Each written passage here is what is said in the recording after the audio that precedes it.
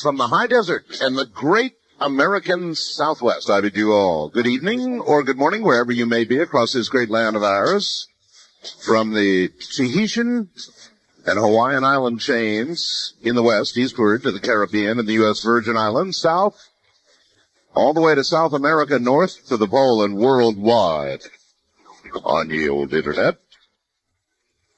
This is Coast to Ghost. That's Ghost to Ghost AM. All right, this is actually a very interesting night. We do it a few times a year now because it is so popular and for a really good reason. All we do all night long is tell ghost stories. Only there's usually not a big laugh at the end because these are real. And that's, there are no guests. Not going to have a guest all night long. You are the only guest that will be here all night long. And the stories, well, they're up to you. But I have found over the months and years now that there is never, ever a shortage of ghost stories. Why are ghosts important? Well, because they answer the big question. They answer the big one, don't they? In other words, if there is life after death, if there is an existence after the physical existence, well then, obviously, a ghost or a demon or whatever's in the night, and it is usually in the night, in the dark, well then that sort of proves all of that, doesn't it? Now some of this is going to be scary stuff. It always is, so the standard warning, it is scary. So we're going to invite you, all of you, to pick up the telephone here shortly and tell us your ghost story. And when all of the evidence is amassed of this 5 hours added to all the other 5-hour programs I've done on this subject, to not believe is nearly impossible. Now, last night I got a call that I want to deal with very quickly before we get underway. Maybe I'm just lucky. I don't know. But those of you who listened to the program last night may have heard a caller who said, "Hey, Art, did you see the Democrats' debate?" Which I did not, by the way. I saw the CNN recap of the debate. That was enough. But he said, "Oh, God, Art, you've got to see it, because right in between the two candidates, Gore and Bradley, if you look between them, there's no question about it, there's an evil entity that you can see." And oh my God, there is. Now, this evil entity between the two major political candidates for the Democrat nomination, it's all over the net. It's on all kinds of news groups. It's all over the net today, since that man was on my show last night. Not only can you see it in the still grab of the picture from the debate, which we now have on our website, right now, in the night, in the dark. God, it's an eerie picture. It was a Times CNN election 2000 debate, and if you look, and I mean, I kind of joked with the guy, and I said, which way was the entity looking? More toward Gore or more toward Bradley? And he said, right in the middle. And I went, okay, send me a copy. Well, boy, did I get copies.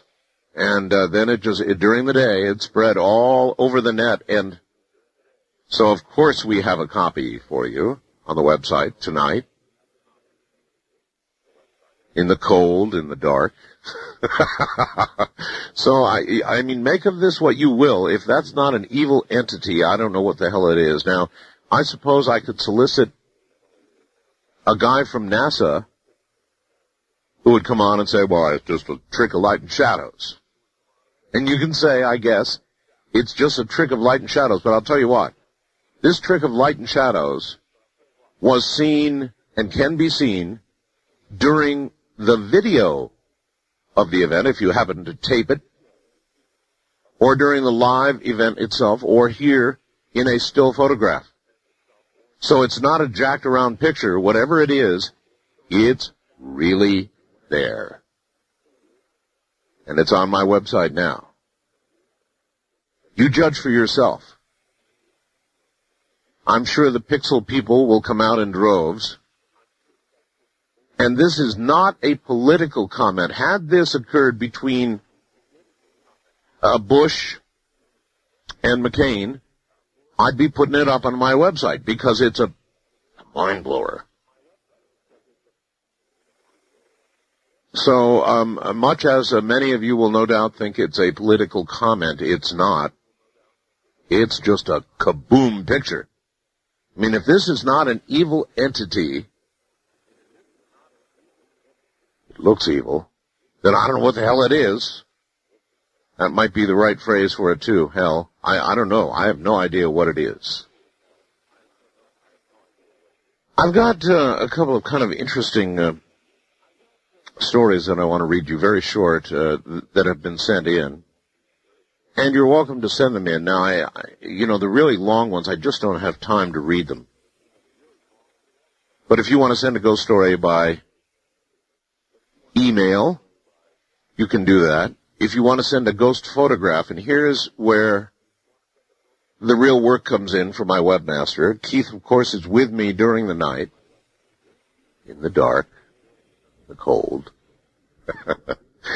And I'm going to tell you, if you have a good ghost photograph, and you have it scanned, or you can scan it, then we will accept and begin to post ghost photographs as we get them during the night tonight. Where to send them, you ask. Answer? Send them to webmaster@artbell.com. That's it. Webmaster@artbell.com.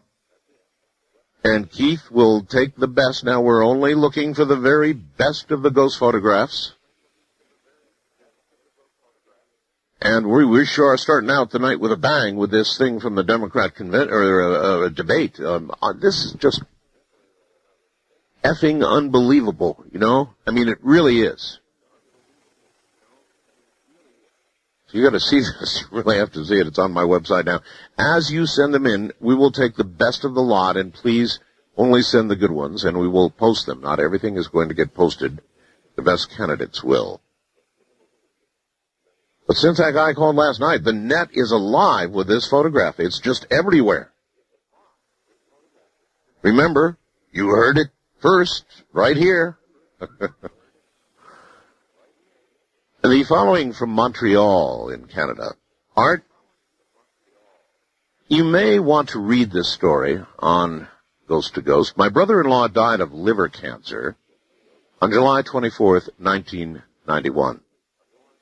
This young man was 43 years old when he died. He was always a strong-willed man, even till his death, as he had fought his battle for 9 years and never wanted to give up. Even though he was going through much pain, he always kept up a most vigilant fight because of his character, kind of person he was. At the time of his death, he actually died of a sudden massive heart attack, along with other complications. It was almost as though he had been totally caught off guard in the middle of his battle.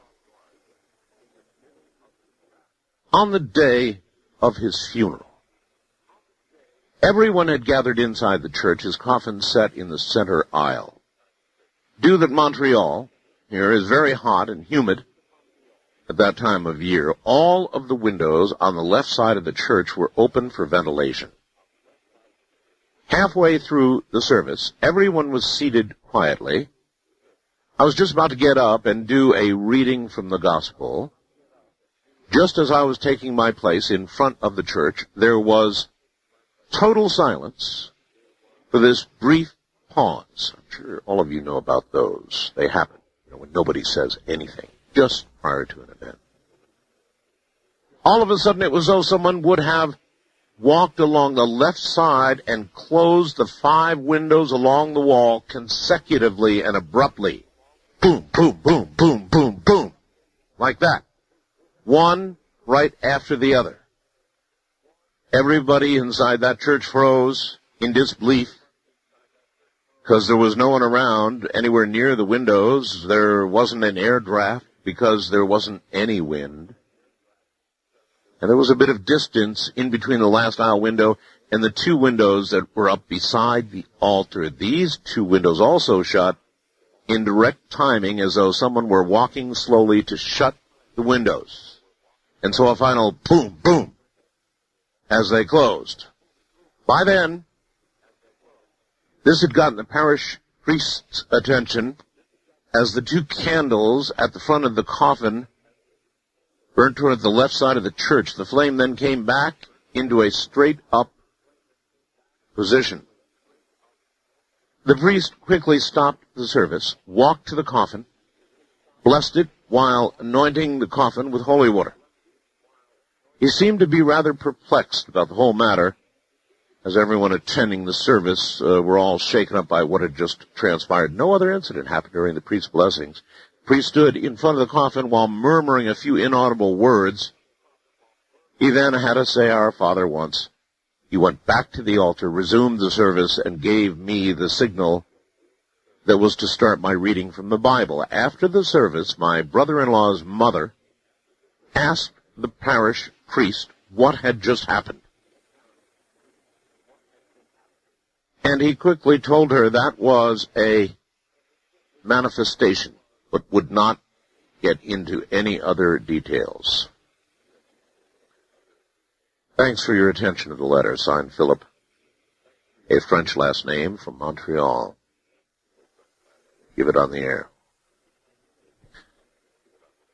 And then there's one more here. And I'm not sure what you're going to make of this.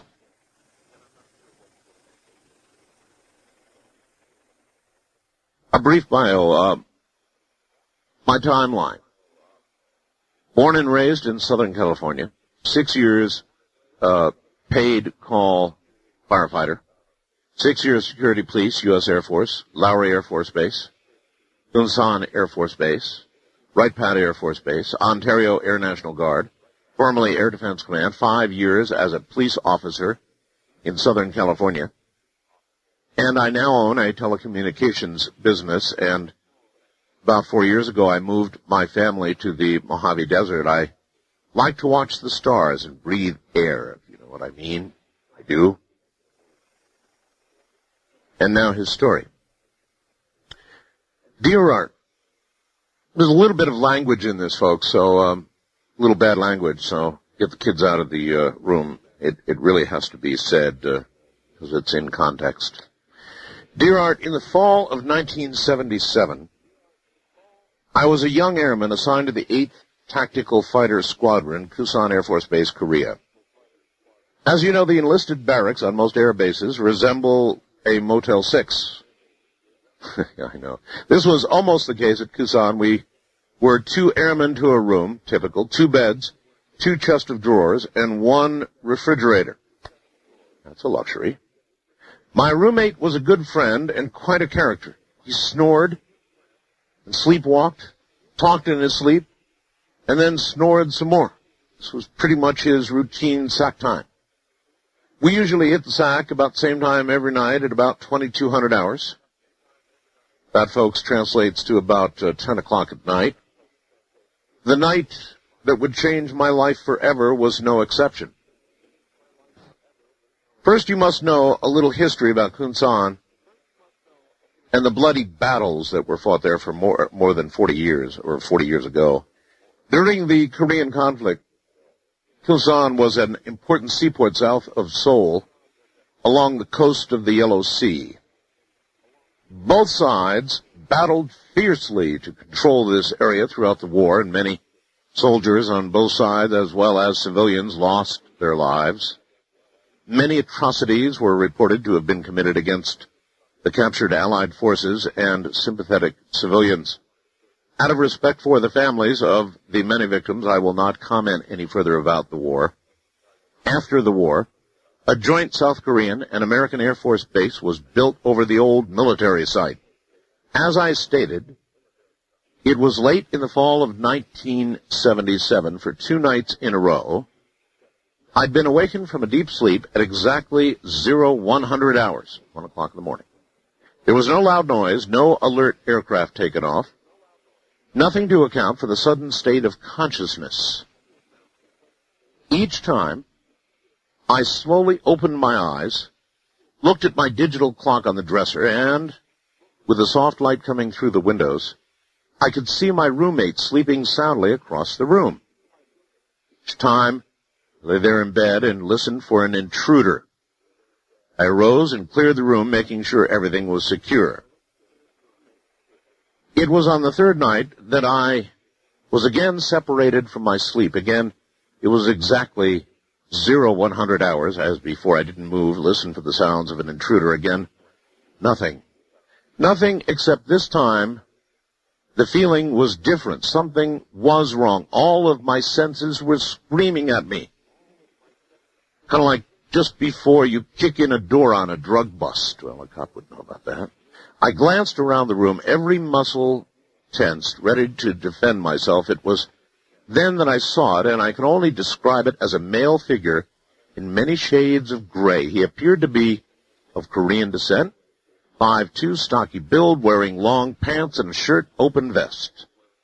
He was standing in the middle of the room and facing the wall where my bed was. I just laid there as still as I could, and I visually searched him for a weapon, saw none.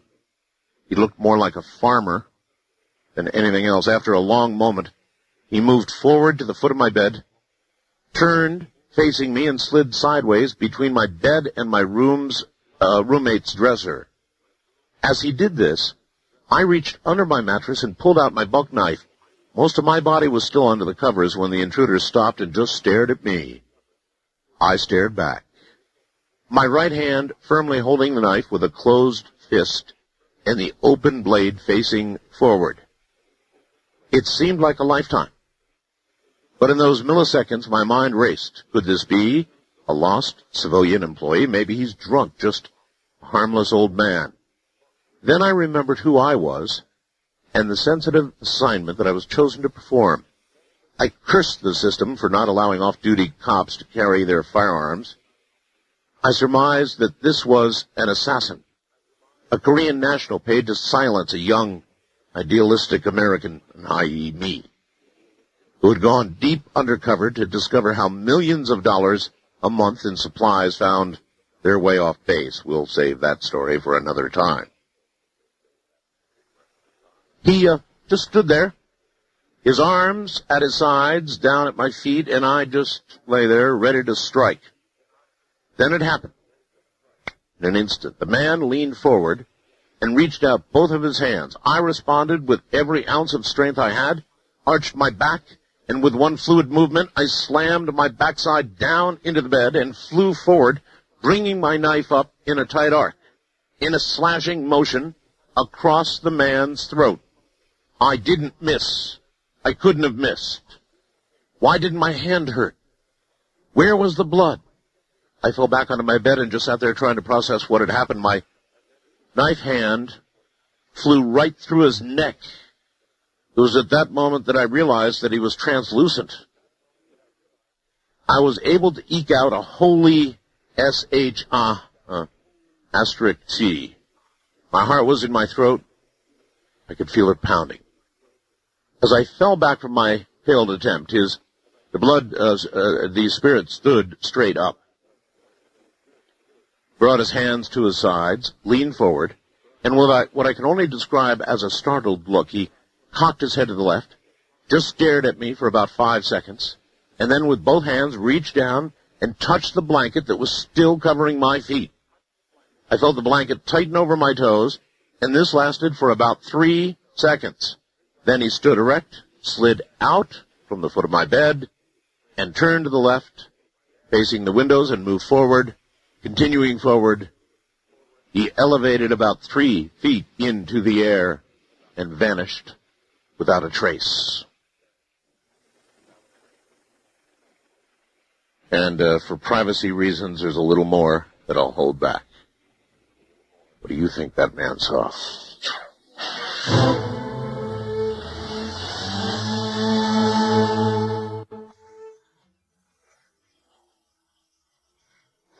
So, you get the idea, right? What we're talking about is real. I believe that. And if what we're talking about is real, then it goes a long way toward answering the biggest question of them all, doesn't it? Are we more than just physical beings? This is Coast to Coast AM.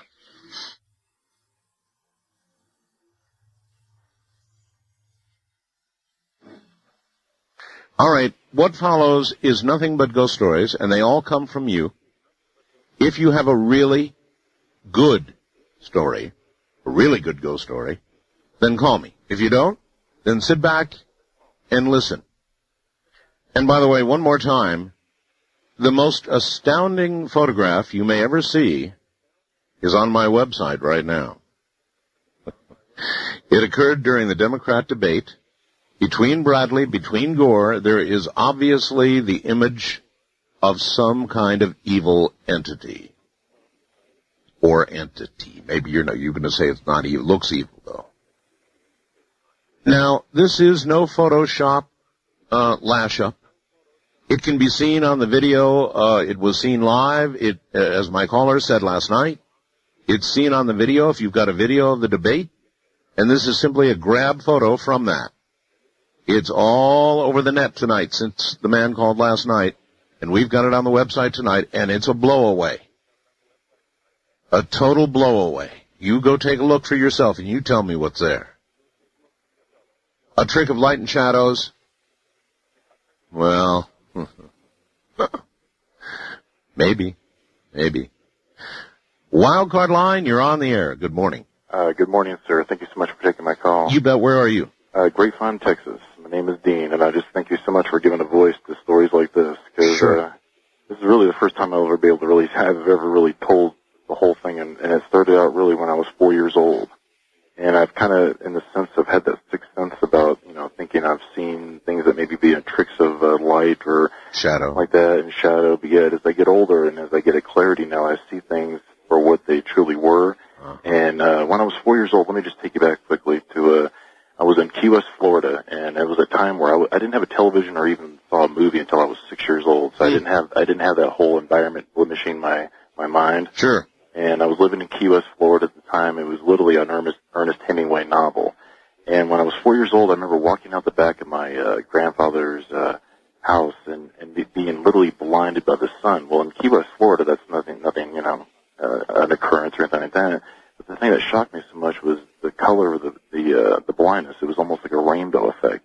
Well, as I remember as I was turning one way to just get that out of my vision, I was suddenly then blinded by the sun. And to me, that was such a shock because the first thing I think is I'm, seeing the sun or a rainbow effect. And even as a 4-year-old child, I remember the first thing I remember doing is just automatically reacting by looking to my left, and bam, the sun hits me. I remember then going back to what I saw initially, and it was gone. And it was just until recently that I really just started to see a real clear picture of what it was. And what do you think it was? I think it's it's literally the sixth sense I think we have is when we're a small child and we're uninhibited by so many of the societies. Yeah, I hear you. In other words, we without having yet had our minds shaped and filtered by the media, TV, and all the rest of it, we're open to all of that until the door slams shut. Exactly. Mm-hmm. And I tell you what, then after that, it was almost, it was an amazing thing. I went to kindergarten, and I'm sitting there. I can remember sitting in kindergarten on a swing set, and I'm 5 years old, still haven't gone to the TV route yet, in a private kindergarten of all the things. But I'm off in a little corner just swinging away, and I don't hear the bell, right? I'm kind of off in my little world. And I remember suddenly stopping and realizing there's nobody out there, and it's just literally dead silent. It went from like 500 kids to 0, just me. And I can remember the stillness being so just, it was like almost like silence truly has a sound. I remember looking up in the sky, and literally in the same color and the transparency, almost a short movie on a cloud, and it looks like the back scene of a back alley of like a 1920s scene. And I remember as a child just being stunned by watching this and thinking, what am I watching? Because it was almost like watching almost like a 1920s back alley of what life was on it there, and all of a sudden, bam, it was gone. And I was thinking, okay, this was strange. Like some sort of time slip or something. Exactly. It was almost like I'm a very old soul, I believe that, because my family traces back to Ireland and just literally back to the 453. My family tree, I think somebody in Britain right now is working on it. It's so amazing. And I'm a firm believer in old souls. It's like why kids play piano when they're 2 or 3 years old. Why? Because we're just carryovers. Then obviously you're a firm believer in reincarnation. Oh, much so. That's the only way you'd get to be a very old soul. All right, sir. Well, thank you very much. That we come back. It's plausible. The whole reincarnation scenario is utterly plausible. It is as plausible as anything else. And there are many, many good arguments in its favor, and I lean toward it. I embrace very little in life, actually, despite what you hear me talk about here on the air. You'd be quite surprised. I embrace very little as fact, unless I can lay my hands on it, ring it out, know it, feel it, see it. Then it's a fact for me, which makes me a pretty big skeptic, despite what I do here on the air. But reincarnation, I don't know. It makes sense. Doesn't it? East of the Rockies, you're on the air. Good morning. Hi, Art. Hello. Mary Ann from Syracuse, New York. Syracuse. Great to have you. WSYR. Mm-hmm. I live in a house where a lot of strange occurrences have happened. The house has been in our family since 1950. Right. And we had my aunt and her husband owned it. She passed away. We bought it. And my father and mother each passed away in the house. Well, I've had 2 strange occurrences with my telephone. I'll tell you about one of them.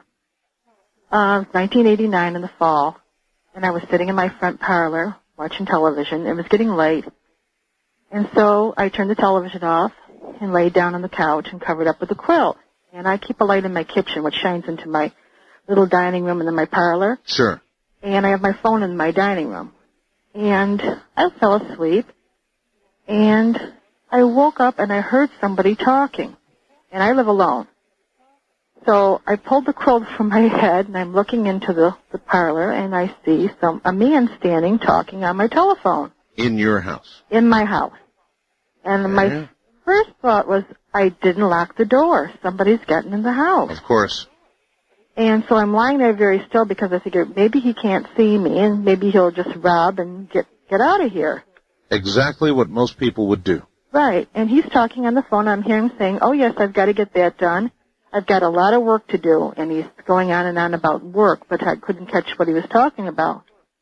And he was, a young man, probably in his 30s.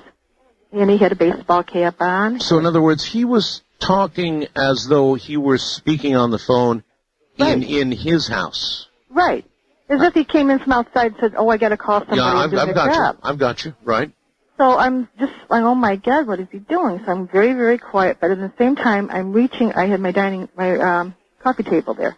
And I'm reaching because I had a pair of scissors there. And I figure I'm going to get the scissors because if he comes in and tries to attack me, I'm going to attack him, Bingo. Yeah, of course. So I'm lying there still, but my hand is going, and I hear him talking. And as I said, he was a young man in his 30s. He had a baseball cap on, a jacket, jeans.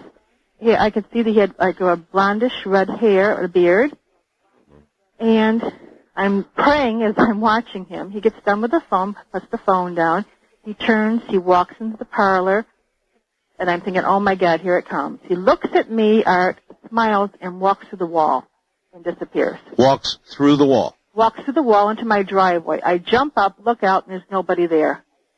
I came out and touched my phone, and it was warm, as if someone had been talking on the phone. Oh, my. But we've had many strange things. Oh, my. So what do you do after that? I mean, there you are standing there with a phone in your hand, and it's warm, and you've just been through this and seen a guy walk through a wall. So I just sat up for quite a while after that. And we've had many strange occurrences. When I slept in the back room, I used to have something that used to get in bed with me. What? It used to get in bed with me. Oh, that's the worst. Now, if there's any sanctuary in the world, we all know it's the bed where you can pull the covers over you. Well, sleeping with sisters, of course, when someone gets up in the night and they're walking back into bed, and you can hear them breathing funny and walking up, trying to get back into bed. Yes. And I would wake up and I would see this, and the bed would go down, and something would get into bed with me. There would be a depression in the bed next to you. Yes. And then something would get into bed with me, and I could feel it moving, as if getting cozy. Cozy. And like I said, we've had many strange. May I ask, now here's what I've got to ask. Okay. How do you stop yourself from getting up and screaming bloody murder and running? Which would be what I'd do. I was so scared. I just laid there, and many times I would say to it, you stay on your side, and I'll stay on mine. Really? And that worked? Well, many times it would, my sister also had the same thing happen when she would stay in the back room, and she said something would grab her and get into bed, and I said, yes, it happens to me too. Oh, man. And I remember when you were kids, you drew lines down the middle of the bed, and you said, there's a line. You don't come over on my side. And then another thing I had in my phone, about 2 years ago, I had to go in for tests on my heart. Yes. And I was waiting for the phone call for the doctor to schedule the test. Right. And I didn't have an answering machine at the time. So I had to go out, and I came home, and my phone rang, and the man on the phone said, your appointment is such and such. And I said, yes. He said, when I was called a little while ago, he says, I talked to the gentleman, and he said, God. And I said, gentleman, I said, I'm sorry, sir, I live alone. Yes. He said, no. He said, I talked to the gentleman, and he said he knew that you were going in for a test. He was very worried about you.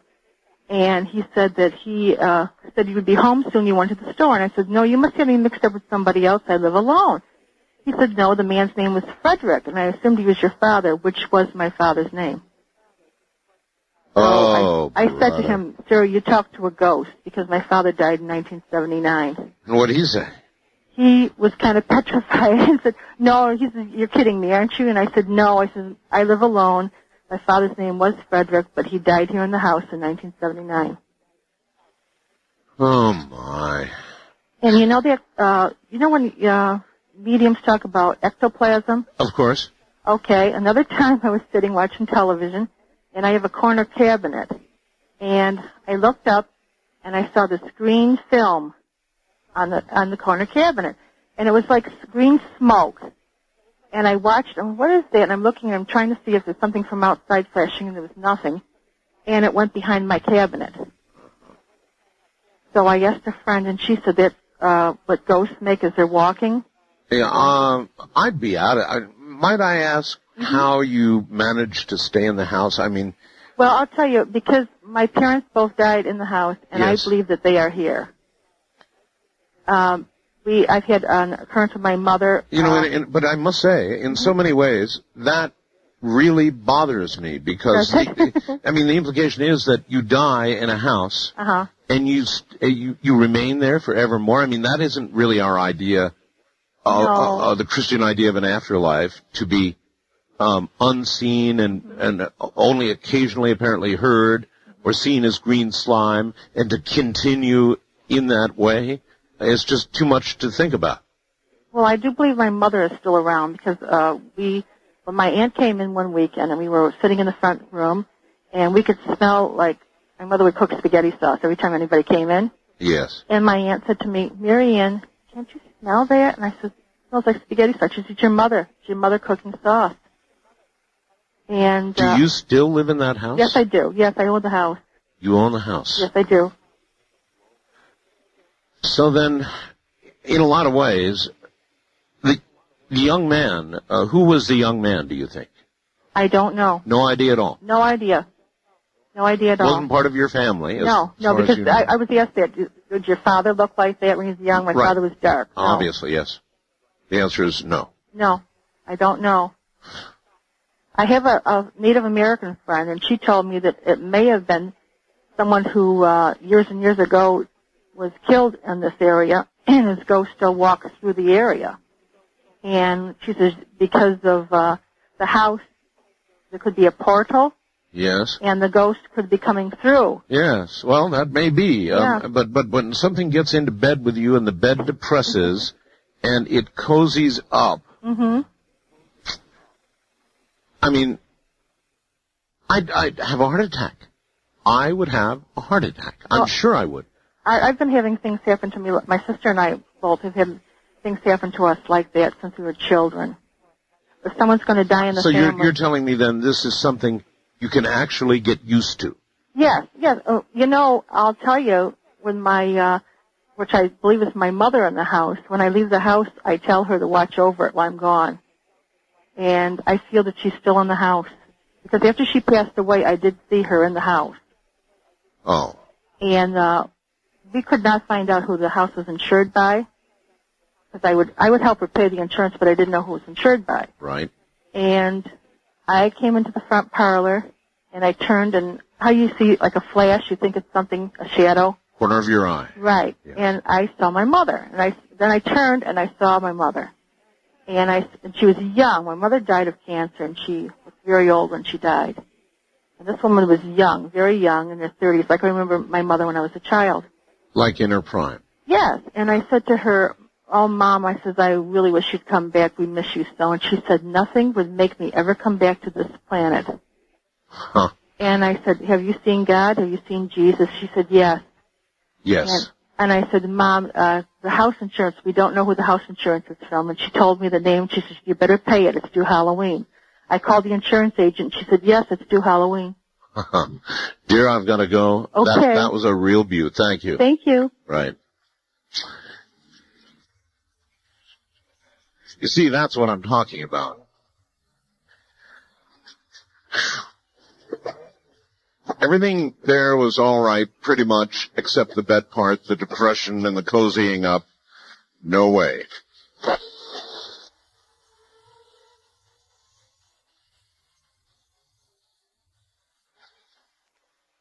It's actually Ghost to Ghost AM with Art Bell, and that's all we're doing all night long. The stories are from all of you. Ghost stories. Real ghost stories. As the first hour just demonstrated graphically. Now, how much synchronicity do you all believe in? I believe in some. Not that much.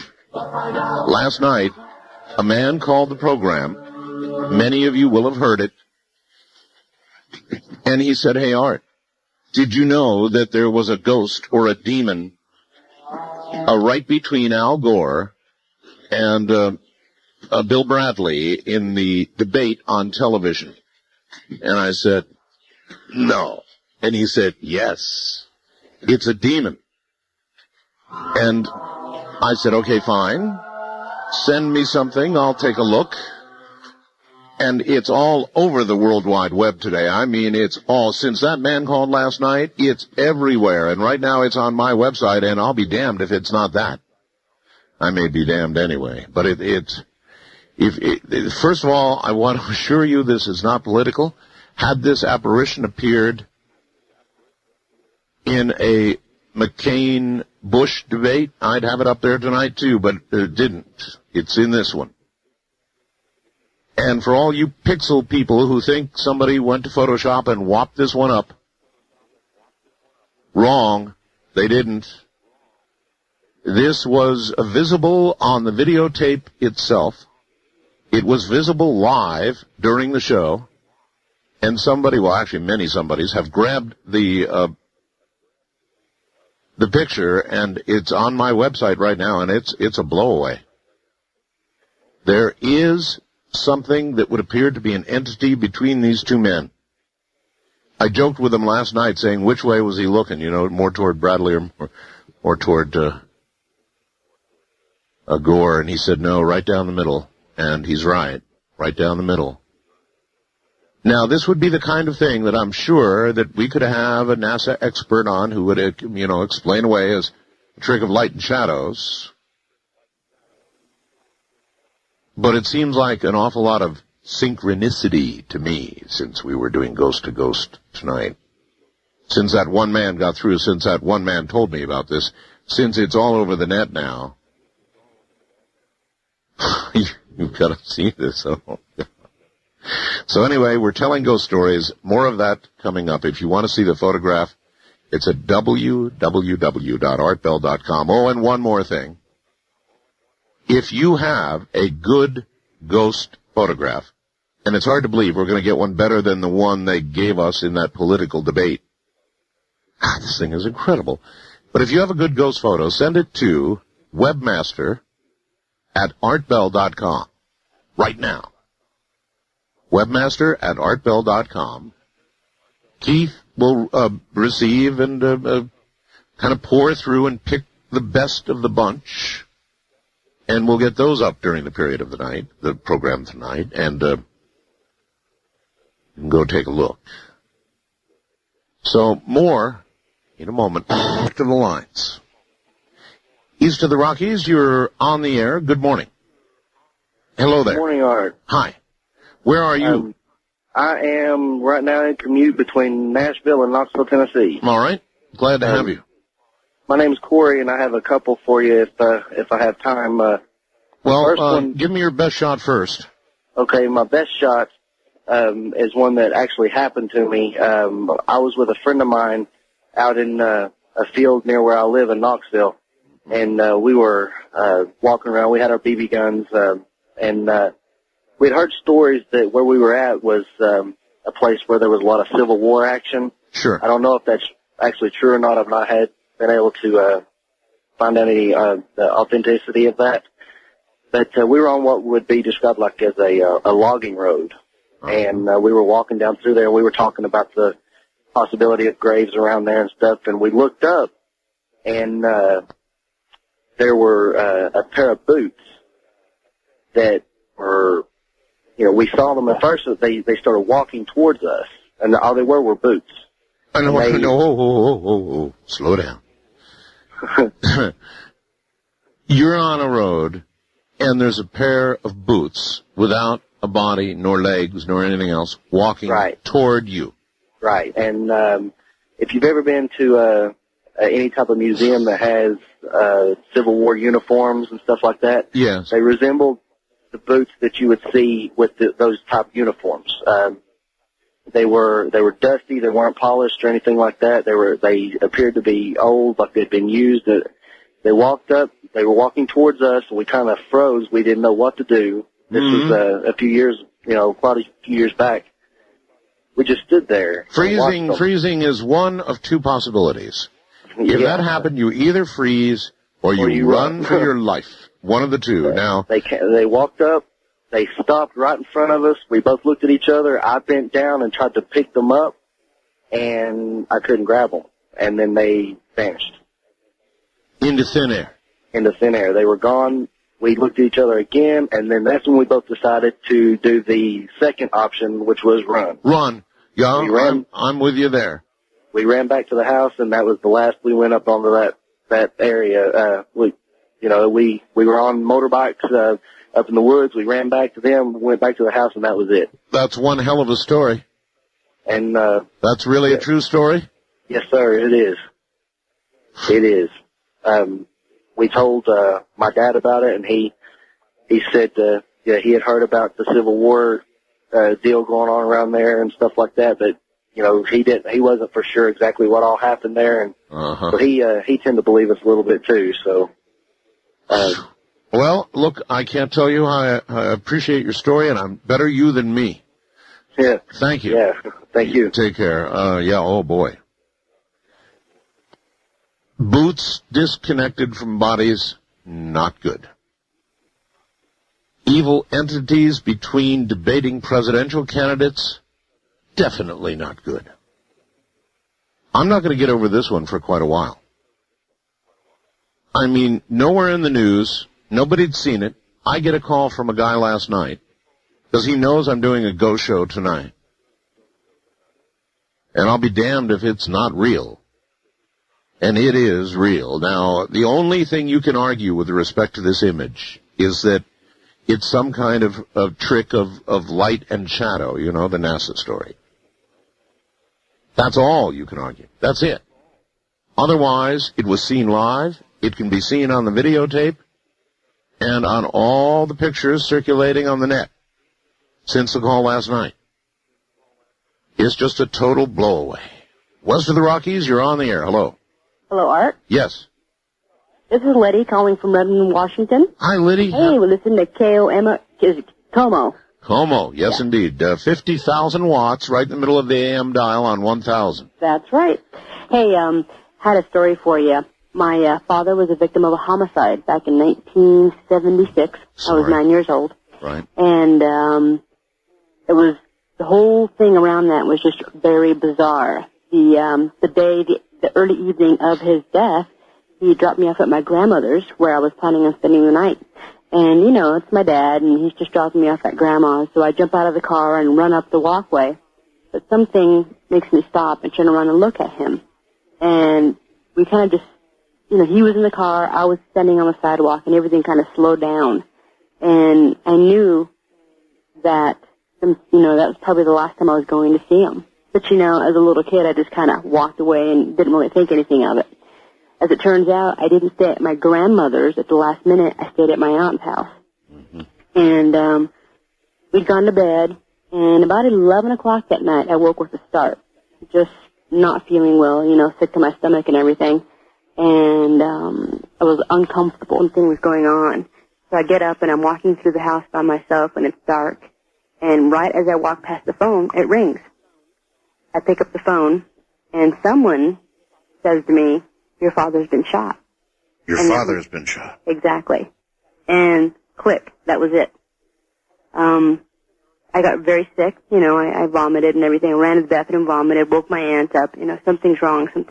She's like, what? I said, you know, the phone just rang. Uh-huh. She's like, I didn't hear the phone ring. I said, yes, it did. The phone rang. And, no, you know, you just had a bad dream and go back to sleep. Yeah. No, I can't go to sleep. So I went in, laid on the couch. She went to bed. It's his sister, my father's sister. She went to bed.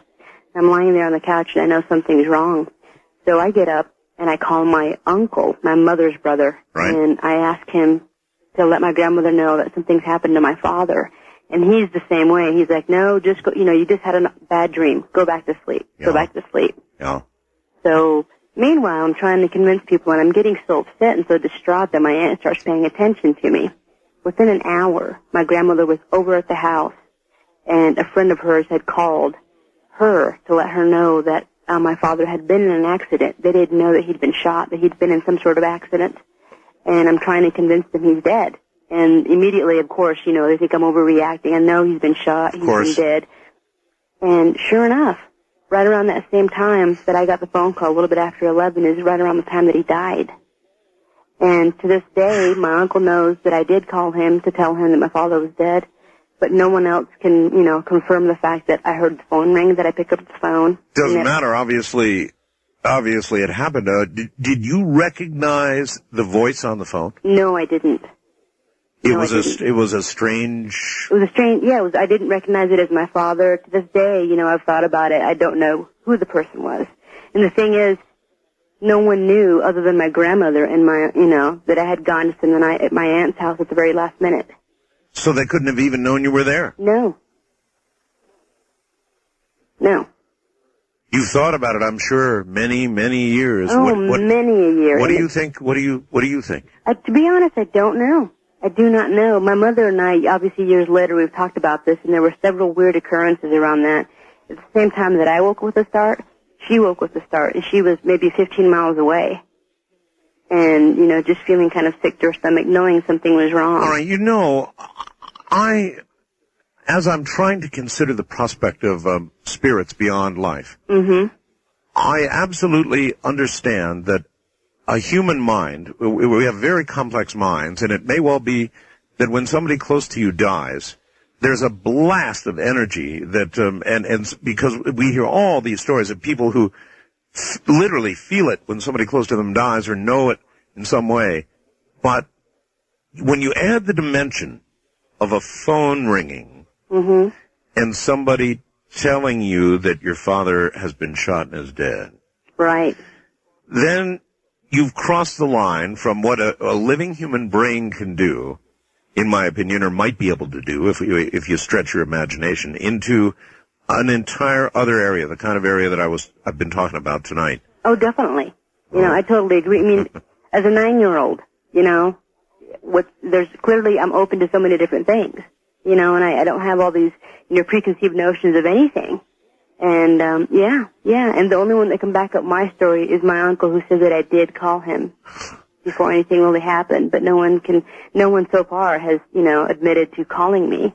No one knew I was there. How old are you now? I'll be 33 in March. I sure appreciate your call. Hey, thanks a lot, Art. Love your show. Thank you. You see, that crosses the boundary, and the boundary, to me, is the ability, the artifact of a living human brain. Call it telepathy, call it whatever you want to call it, but when you add this dimension of the physicality of a phone ringing with a strange voice, telling you something that it would not be possible for you to be told at that time. Well, you decide. Wildcard line, you're on the air. Hello. Hi, Art. Hello. Hi, this is George. Hi, George. How are you? Fine, I'm calling from Oakland. Yes. I got a story that goes, oh, by the way, I'm looking at your website. Yeah, that photo is very frightening. Is that something or what? I mean... You can see the horns. My God. I know. I mean, I just, the guy called me. Did you happen to hear the call last night? No. Oh, you didn't hear okay, the guy called and said, Art, you're not going to believe this. I know you're doing Ghost to Ghost tomorrow night, and I must be honest with you, I really didn't believe it. I mean, an evil entity between the two Democrat candidates in a debate, something that could be seen live on TV. Wow. I didn't believe it, but, So none of the networks reported this, right? No, are you kidding? Give me a break. Do you honestly think they would report this kind of thing? The only place you're going to hear about that is here. Yeah. Anyway, let me tell you my story. Well, no, wait. We're running short on time. I do want to ask your opinion on something. Sure. If you were walking down a road and you saw a pair of bodiless boots walking toward you, what would you do? I'd run the other way. You'd run the other way. Can you afford to hang on the line through the break? I sure can. No problem. All right. Then please do that. My story goes back in 1975. My girlfriend and I were driving back to Idaho where I was going to school. We were headed towards Yellowstone Park and going towards Montana East Gate. And we were driving in a little yellow Volkswagen around midnight, and it was kind of snowing. And picture a 2-lane road with tall trees in between and no moon or nothing. It's just our headlights. Gotcha. And the snow was falling and slushy. And all of a sudden there was this figure I saw walking right in the center of the road, walking the same direction as me. In other words, her back was towards us. It was a her? It was a lady. And at first I noticed her, and I told my girlfriend, I said, you see what I see? Is a girl walking out here in midnight, and it's probably about 30 degrees out there. Right. And the closer we got, the more detail I can make out. And in fact, I was going to roll down my window and say, hey, listen, you need some help. Sure. But we noticed that she was wearing very, very old, 19th century garb clothing. And she had these hobnail boots on. And she had a long shawl and around her shoulders. And then her hair was long brown hair down to probably a little bit below her shoulder blades. And the closer we got, we noticed something weird was that her hair was completely dry. It was not even wet like, you would expect somebody. In the middle of a snowstorm, yeah. Exactly. And I was just about to roll down my window, and my girlfriend goes, don't even stop, don't even look. She's a ghost. And, that freaked me out because I was just about ready to slow down. She goes, don't even look in the mirror. She has no face. So, oh my God. You can imagine, here we are putzing along a little Volkswagen, and I just slowly moved over to the right and to avoid hitting her, and I just moved on. And when we got to the gate, the ranger said, sorry, but the path is closed tonight due to the snow. You mean we got to go back? And he says, well, there's a little motel down half a mile. So you're thinking you got to drive back by this ghost? Oh, geez, we were scared out of our wits. So, anyways, we got to this motel, and fortunately, the guy still had a room available. And as soon as we got in the door, in the room. We just locked the door and put the chair up against the wall. And I that take was it an experience. the rest of the night was uneventful. Oh, the rest of the night that we couldn't sleep. All right, my friend. Thank you. Thank you. Thank you for the story. So, oh my, an entire figure until you get up to it, and then no face. I wouldn't be stopping either, would you?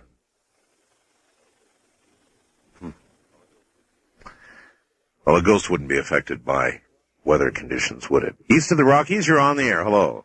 Hello there, Art. How are you? I'm okay. This is Tony in Oklahoma City. Yes, sir. I got a couple of pretty weird ones. Well, give me your best shot. Oh, they're both pretty good. I don't know which one. I'll give you... It was probably about 1965, and my brother and I both were real Beatle freaks, and I had this portable record player, stereo. Right. And we had this in the kitchen, and we were playing Beatle records, Beatle albums on Sure. the thing. Sure. And there was nobody else home in the house. And the living room was like 15, 20 feet away. And Beatle albums playing, and we're sitting there listening. And there's a voice in the living room singing along with the record. As clear as a bell. Another voice. Uh-huh. Not one of the Beatles. No. You're sure it's not one of the Beatles? Absolutely not. And there's no other speakers. The speakers were right there in front of us. The voice is coming from where? The living room. About 20 feet away.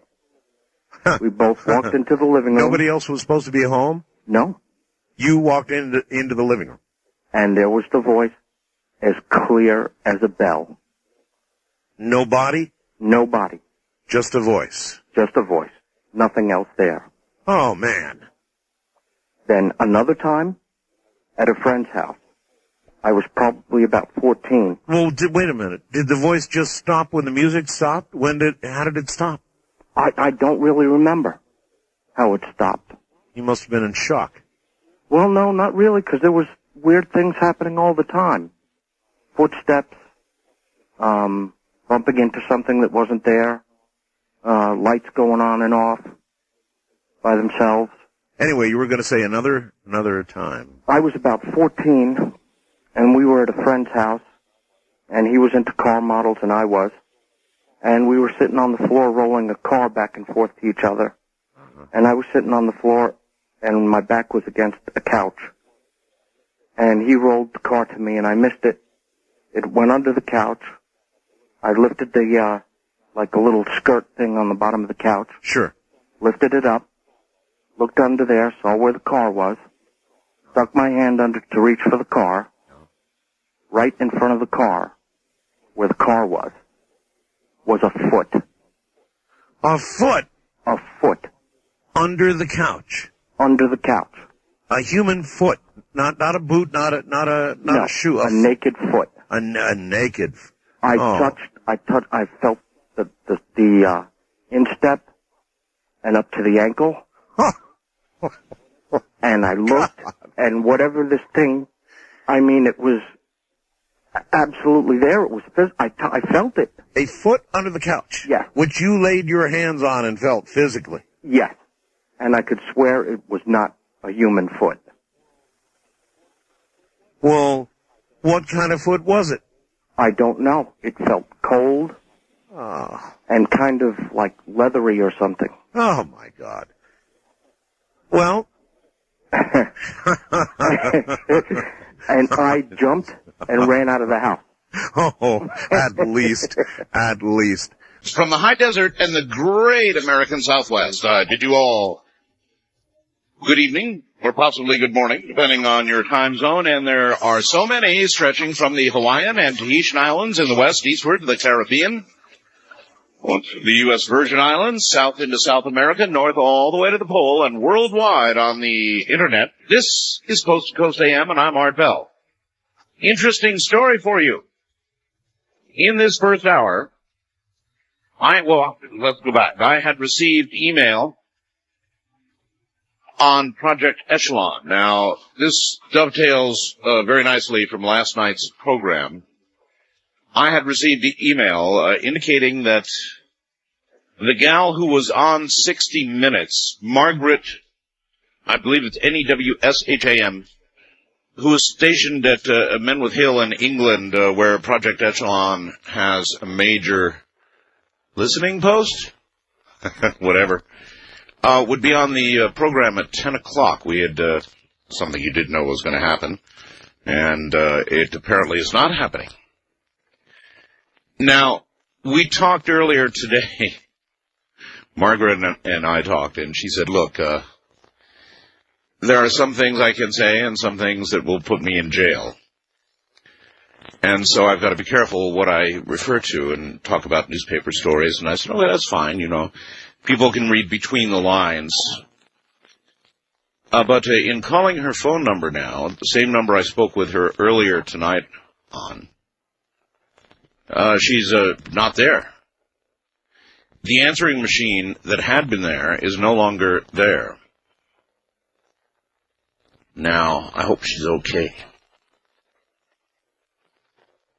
I'm not a fool. I know that of all the people listened to or that Echelon would listen to, they probably have a full-time tracker on me, like the Trump trackers we were talking about last night. I have a lot of phone lines and a lot of email and a lot of, I'm very open. So I'm sure that they heard what we were talking about, and I'm not suggesting that anything untoward occurred because Margaret may well have had a flat tire and not been able to get home. But then where would her answering machine be? So that's what we were to do in the first hour. I'll try it again in the break here shortly and see if I can reach her. But I just think it a little odd. She was very anxious indeed to get on the air. I think it a little odd that all of a sudden she is not there. I would hope she didn't get the old traditional, never know.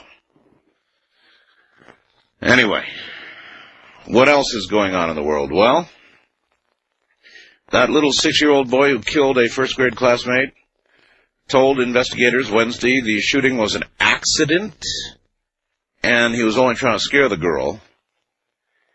He used a stolen handgun. He apparently discovered loaded and lying around in a bedroom at the, in quotes, flop house. They've shown it. It's a .32 caliber pistol. Just lying around in the flop house there. Guess that could be. Flop house, people come, people go. Whether they're going to find the real owner of this thing, I don't know. It was stolen, huh? And somebody who perhaps flopped there, left it there, or had it hidden there or something, and he got hold of it. Maybe hard to trace, huh? And then, if that's not enough, I'll tell you, I don't know what's going on in this country, but the next story down is Pennsylvania gunman kills 2 and then surrenders. They were covering that nonstop on CNN earlier today. A gunman who apparently flew into a rage Wednesday, shooting a maintenance worker at his apartment. In Pennsylvania, customers at 2 fast food restaurants near Pittsburgh did surrender to police during a hostage standoff. 2 people were killed, 3 critically wounded. Ronald Taylor, 39, arrested in an office building after he kept police at bay for about 2 hours, holding 4 or 5 people in wheelchairs, hostages at a senior hospice center. So, it's madness. Absolute madness. And you can turn on the TV, it seems like, just about any day now and see the madness. Well, Stupefying Tuesday is coming. And politics is hot. Although the talking heads on television appear to be declaring Al Gore the winner, pretty much. And I guess the debate they had was kind of a not such an interesting debate. Apparently, the Democrats, seeing the handwriting on the wall, decided that it would be of no use to have Al Gore and Bradley at each other's throat when it's kind of a foregone conclusion what's going to happen. Because that just helps the other side. So they took it easy on each other. Tomorrow night it'll be McCain and Bush on CNN where Larry King would normally be, and I doubt they'll take it easy, so that'll be a raucous session, I'm sure, tomorrow night. And the House has passed a law allowing 800,000 senior citizens between 65 and 69 to work without fear of losing Social Security benefits. The vote was 422 to nothing, and the president says he's going to sign. So that means that that penalty will go away, and seniors then, if they want to, they can work. They're not going to lose the benefits that they earned. That seems logical to me. All right, let me take a break here and see if perhaps I can reach Margaret now.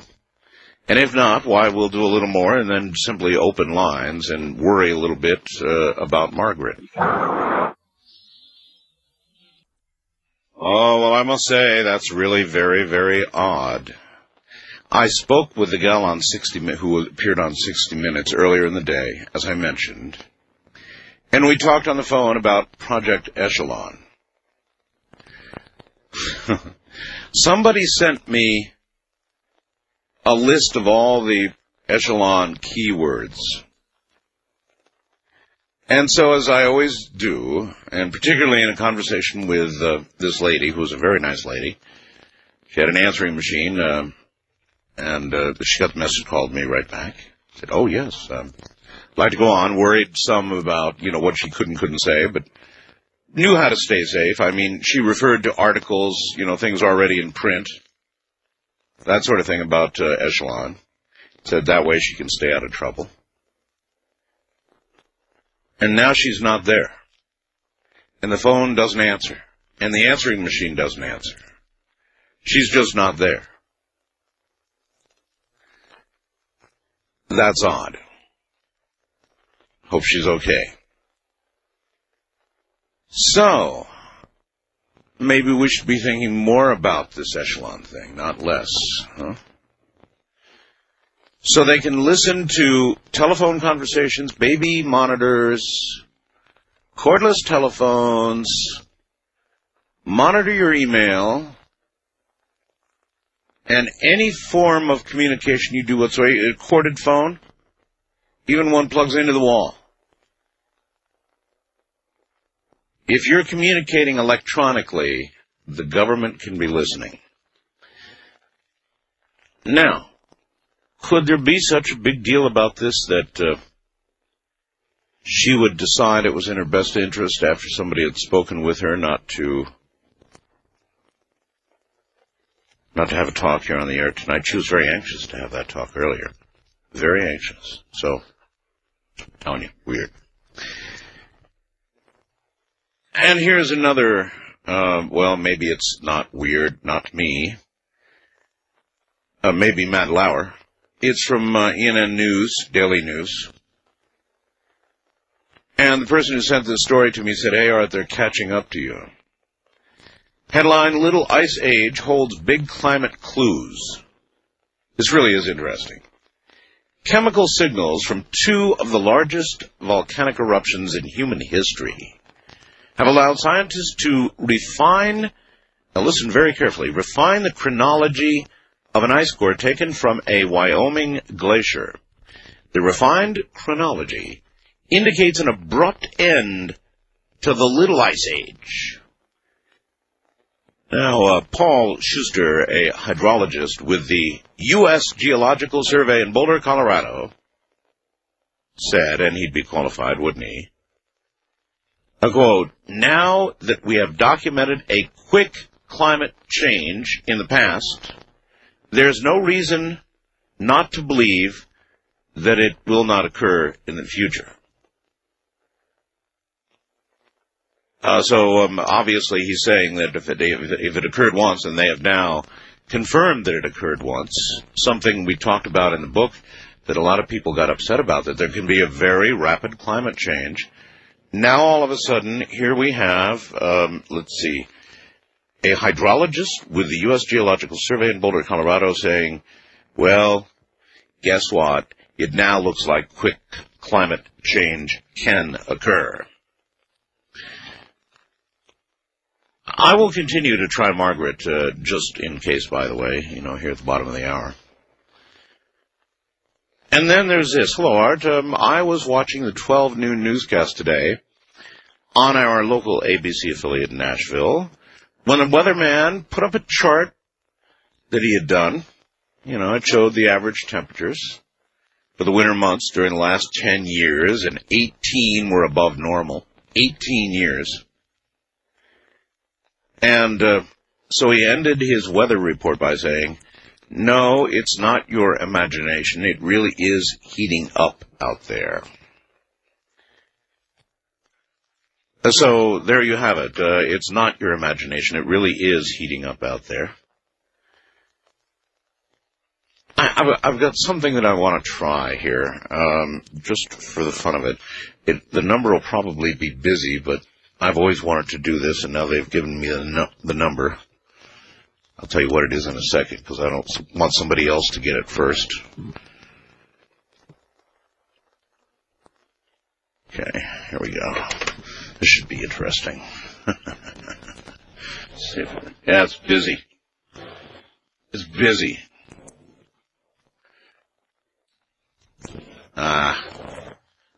Too bad. You know what this is? I'm not going to give out the number because a million people would call it, but the number I just called is that phone booth you've heard about. It sits out in the middle of the Mojave Desert. It's just a phone booth by itself, and for some reason, as an urban legend almost, the fact of that lonely phone booth out in the middle of the Mojave Desert has spread worldwide.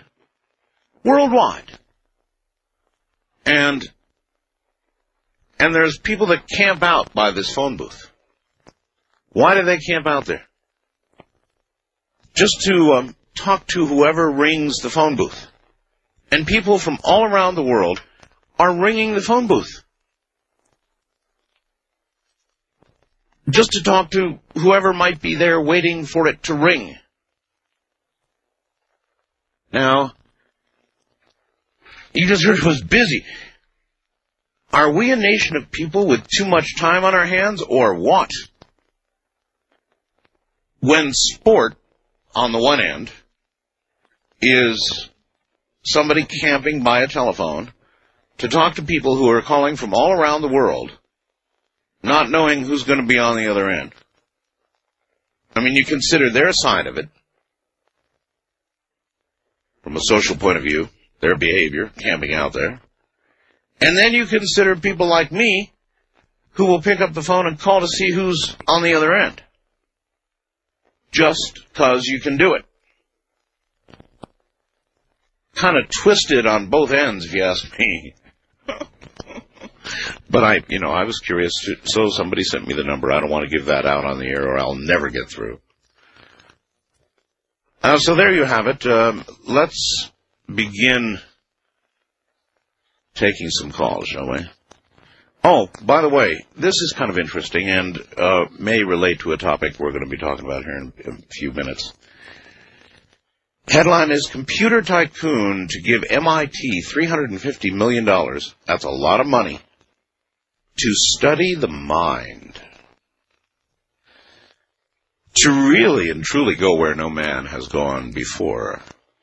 Inside the human brain, we understand so little about the human brain, and it is such an interesting place inside our own heads that this tycoon has willed his money. What a great purpose, don't you think? $350 million, but $250 million to study the human brain, the mind? Good place, buddy, to leave your money. And that's quite a bit of money, and they'll be able to do a lot of very serious research. I wonder what they'll find out. The human mind is a big secret. East of the Rockies, you're on the air. Hello. Extinguish your radio, please. Okay. Hi, Art Bell. I've been trying to get hold of you for years. Well, here you are. Wow, that's kind of amazing. Now, one thing I have to ask is because I've listened for so long, and I've never heard your story on the Ouija board. I keep hearing you say, we all know what happened with mine, and I don't know. No, that is not what I say. Oh, yeah, okay. What I say, so that we get our stories straight here, is that, yes, there was an incident that occurred years ago with that board, and it's the one thing that I will not talk about on the air. Oh, wow, I'm sorry. That's all right. It's the one thing I will not talk about on the air. Okay, I have a question for you, and it's a specific question on entities. Entities. All right, well, I'm not an expert on entities, but ask away. I work in a machine shop by myself every night. There's no one else in the building. There never has been. But lately, I've been seeing and hearing things that's just not right. And this evening, a buddy of mine left from here, and I felt a hard shove into my back, and there was no one else here. A hard shove on your back. I started to walk back to my... Now, feeling a little breeze or a coldness in a room is one thing. Getting shoved on the back by something, I take it, invisible? Yeah, because I turned around, there was absolutely nothing there. And it was a hard shove and made me stumble on my walk. Oh, that's very bad. That's what I was thinking. Very bad. I've been hearing, because we have hallways in here, and what have you heard? I hear people running down the hallways and things. Running? Yes, running. And there's no one else in the building, and I know for a fact because I have... What kind of place is this you're in again? It's a machine shop. A machine shop? Yes, sir. And so you're there, alone? Yes, sir. I'm completely alone. I'm alone every night. And you're guarding it? No, I run machines. You run machines, but you work all by your lonesome self? Yeah. I think that's illegal in itself, but I'm not sure. No, it's not illegal. At least I don't think it is. Unless there's some sort of OSHA rule I don't know about. Listen, I'm coming on a break. Can you hold on? Absolutely. Good. I want to talk some more with you. Machine shop.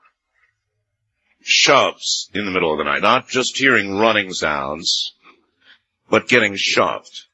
That would be the limit for me in terms of, hey, I'm out of here. And I am for the moment. Well, Margaret is still not there. That's really pretty weird, I would say. Pretty weird. But also is the call we have right now. Hi there. Hello. You still there? Yes, sir. Okay, are you on a cellular? Yes, I am. You are, okay. Well, sounds pretty good for us as cellulars go, actually. I'm hearing a beeping sound in the background. Is that... That's always there every time I'm at my work. I don't know why. Must be the machines. Could be. But getting pushed in the back is really a serious thing by an invisible force. How long has this kind of thing been going on, pray tell? Well, see, the other day I was listening to your show and you was doing Ghost to Ghost. I don't know if it was a replay or live. No, it was live. And I was trying to get a hold of you then to tell you about my ghost because this had not yet happened. But it's just something that, I've been hearing things and I'll be looking into the screen of my computer or my machine, right. and I'll see stuff in the screen that's not really there. And really? And it reminds me so much of like something out of a Stephen King movie. I just don't want to be the victim, And then I put in my notice today. And things. So in other words, you're out of there. You're quitting. I don't blame you for a minute. What have you seen, on a computer screen that shouldn't be there? Because it's a black screen with green writing on it. It reflects everything that's behind me. Right. And I'll see just faces, random faces, and it's not. Faces. They're like echoed faces. They're not real clear. And it's just the weirdest thing because I'm one of the normal guys. I don't believe in the ghosts and this, that, and the other. And I like to hear the stories, but I just never had anything substantial to say, hey, this is really happening. And it's blowing my mind that like I said, I put up my notice this morning. You're going to quit your job? Oh yeah. Well, I started my own company. It had very little to do with what was going on. Oh, okay. I just started my own company, and then it just seemed like it got violent tonight for some reason. Maybe. Well, now wait a minute. Let's think about this causal relationship. You say you turned in your notice. You're quitting, and you just did that, and here you got pushed. Right. Has it occurred to you that whatever entity is there is objecting to your leaving, having given notice. This is exactly what I was thinking. Yeah. Now, how much notice did you give? I gave them a month because there's no one. There's only. You gave them a month? Man, you could be dead 100 times in a month. I mean, you could have a machine. You know, I've seen the movies. A drilling machine with a half-inch drill is going to come right down, go right through your belly. Ironically, that's what I run is all mills. I'm just kidding. there's only 3 of these mills in Indiana, and I happen to be one. Oh, jeez. And I happen to be one of very few people who know how to run them. That's why I gave them a month so they could find somebody. But don't you know this is how every horror story you've ever heard, how it begins? Right. That's the freaky part. And I just attributed the sounds and stuff to, you know, my mind playing tricks on me. I tried to find some sort of a common sense reason for this happening. But tonight, you know, I couldn't say, well, it was a muscle spasm, or I got in the upper back. I got hit so hard it actually made me stumble while I was walking. And I turned immediately around. Are you sure that you just didn't trip? Oh, no, there wasn't a trip. It felt like something whacked me pretty good. And you know, what do you figure your odds are of making it through 30 days? Just curious. I mean, if we're right, I mean, because I believe in that kind of thing, cause, and then relationship to cause, when something happens, you know, Occam's razor is the most likely answer, even though we're talking about a ghost here, that it's ticked off at you. You understand? Yeah. Angry with you? Very displeased with you? Ironically, you would say that because the first time that I brought up quitting was about when everything started. I was speaking with my fiance on the phone, and I told her, you know, I'm going to go ahead and, you know, quit when spring comes around because it's an outside cable construction company that I started. So now we've got 2 causes and effects. Right. I'm thinking maybe I shouldn't stick around, huh? Well, are you familiar with the phrase, The Walking Dead? Yeah. It's hard for me to comprehend. It really is. I'm referring to you. Right. The Walking Dead. If you're going to stay there a month, and the violence begins to escalate from where it has begun now. I'm already dead, then, is what you're saying. Well, I mean, I wouldn't say that for sure, but it's something that a person could say based on what you've told me. So, while I certainly wouldn't want to tell you what to do because I don't want to leave your boss in a bind. Right. That was my problem with it, too. But, you know, this is strange. Have you, out of curiosity, told your boss about this problem? No. I have spoke to a coworker, and he said I wouldn't go around telling people about that if I were you. And that's all he said. And he said it with a very serious face. He didn't take it as a joke or anything. He just said, I wouldn't go around telling people that if I were you. This was what? A daytime or a swing shift worker? Yeah, he's the guy I come in and replace at night. Because I told him, you know, I've been hearing freaky stuff, and he said, well, the building's old. You know, we're downtown Indianapolis. You're bound to hear something. Yeah. And what did you tell him about the pushing? That just happened this evening after a buddy left. Because I have people come over and hang out with me, you know, keep me company. And he left, and just as he left, I was walking back to my machine, and that's when I got shoved, or whatever hit in the back. Near your machine? Yeah, well, about 25 feet away from it. Well, these milling machines, I really don't know what kind of machine. I was joking, you know, with the drill thing. It's sad, kind of sad, I'm sorry. What are they actually? What do they do? If you were to get tangled up in one of them, what would happen to you? I would have about 4 seconds worth of life before it would be over. You don't have any time to react. You just can. Well, I mean, what would the machine do? It would crush me. It would either send an end mill through me or it would crush me. Send a what through you? An end mill. It's a drill with no tip. It's sharpened on the ends of the tip and it's flat. It's called an end mill. Or it would crush you. Or crush me with a hydraulic press. With a hydraulic press. Right. Not the ideal way to go, as you consider ways to go. Right. Oh, but my question, the whole reason I called is because I tried to get a hold of you anyway, but I called because I want to know, can these things really physically move you? Well, and I mean, I got already hit. answered your own question. I got hit, but I'm still in disbelief. I don't understand why it happened, or you know. Close your eyes and imagine yourself alone in the mill, in the dark, at night for the next month. Then imagine yourself involuntarily one day raising into the air and slowly sailing toward the operating mill machine. That's not exactly the picture-perfect sight. No, but I mean, it's something that you've got to consider on the one side with all that's happened, while on the other side considering whether your boss can get a replacement in there real quick or not. No, just stick someone else in the fire. All right, look, I have no idea. I could never advise somebody in your situation. I can only tell you that if it was me, my ass would be long out of there, buddy. Yeah. All right? One more question. Yes. What was that guy using that trapped his ghost? The what ghost? The guy. Oh, what did he use to trap the ghost? Right. Just out of curiosity. He used some kind of microwave bug zappers.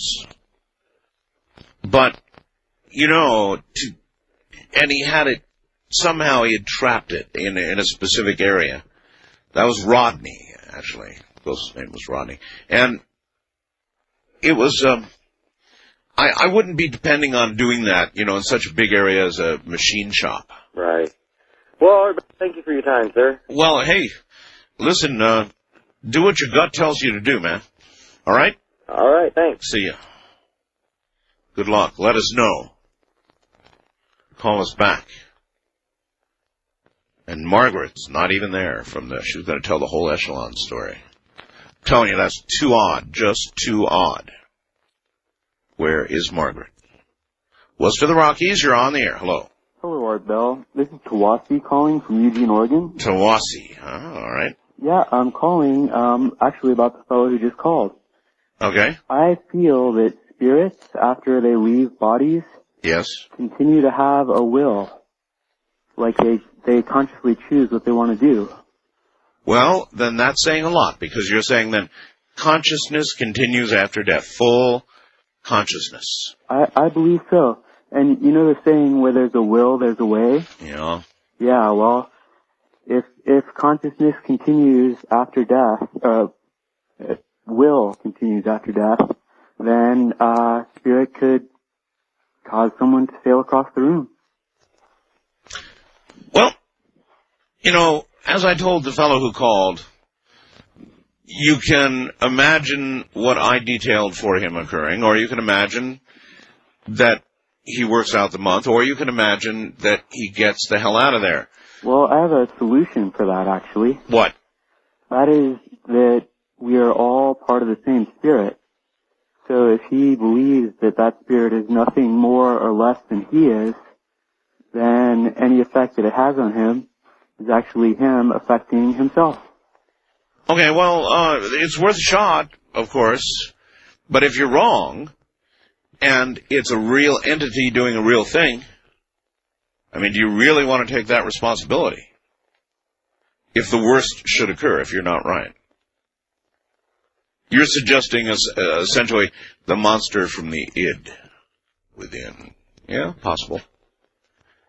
But if you're wrong, he's going to get drilled. Wildcard line, you're on the air. Heard. Oh, my. Here we go. You hear me? Well, yes, now I do. That's a little better. Oh, okay. I got a crappy cell phone. Yeah, I know. I can hear it. A giant step backward for mankind. I hear you. Well, this was digital, too, so that's even worse. I know. I mean, listen to this connection, folks. Is this better? Say something else, sir. Okay. Are you actually moving as you're talking? Yeah, I'm in a big truck. You're in a truck. Oh, okay, you're in a truck. Well. Yeah, so that makes it even worse yet. Well, you're communicating, but we have not made an advance here, is what I want to say. Well, I was wanting to tell that guy that called about the ghost, just think, you're never alone. Even when you think, the time you think you're most alone, you never will be.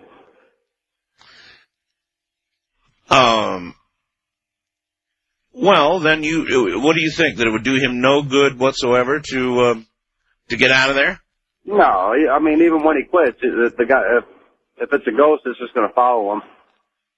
And if it don't, he'll find another one. Yeah, but ghosts have been known to not follow. In other words, to remain in the abode that they are stalking and haunting. Well, like I said, he'll find another one. Well, if he's lucky, he'll wait a while and then find one, but it always happens. Now, if everything that happened to him had happened to you and you were in there with those big machines, what would you do? Oh, I'd have quit before, the first chance I had. So that would mean that tonight he's got special danger because he's considering, telling the boss, that's it. I don't want to wake up crushed or whatever. Wake up crushed. Reminds me of a James Bond movie, where somebody's tied down and the drill motor is slowly coming down toward the eyeball, right? I don't know exactly if it was James Bond, but James Bondish. Wildcard line, you're on the air. Hi. Hello there, Art. This is Fritz. Hey, Fritz. Hey, I can assure you that you have a full-time tracker, maybe more than one. Oh, listening to me? I know. That's okay. But anyhow, the reason I called you, we the people in Phoenix can be so proud of it to have a man among us by the name of Peter Gersten. He's doing such a remarkable job breaking through the list of silence of the greatest mystery of our time. I know. And I think it's time that you the people out there support Peter Gersten financially. How about kicking in a few bucks? Yep. Well, I could not agree more. And if I had of course, Peter will be back on soon, so... But I think it's time, because the man is really out on a limb and doing the best for all of us. I know. That's a hell of a job to do. When you think about it, to take on the government and to go after them the way he has is an awesome thing to do. And I'm sure they're listening to his phone, let me tell you. But anyhow, America, let's chip in a little bit. I'm with you all the way, buddy. Okay. All right, thanks. And we'll find a way to... have that happen. A lot of cause members out there could consider what Fritz just said. They would have a way to contact him right away. Thousands of cause members out there. So, yeah, he's right. He really does deserve some help. And, doing what he does, pro bono, with his own money, whatever he can scratch up as an attorney, that's quite a thing to do. Because otherwise, as an attorney, you could be, as you well know, if you know attorneys, you could be making a lot of money. You could sure be making a lot of money. So that's something he's doing, and he's doing it really for you. So I agree with Fritz that we should be supporting Peter Gersten. And rock and roll, and let's see what happens. They're going to come back with something that's going to put them in the hole, you mark my words. They're going to have to come back and they're going to say, National Security, sorry. Or they're going to have to come back and say, ooh, we found a file. There does seem to be a file. Sorry about that. I don't know, I can't wait to see what they come back with myself. So anyway, that's the end of the first hour, and in the next hour, coming up just in a moment, is going to be the man who will tell you about going outside your body and more. If I had told her that I loved her, she would have stayed till who knows when.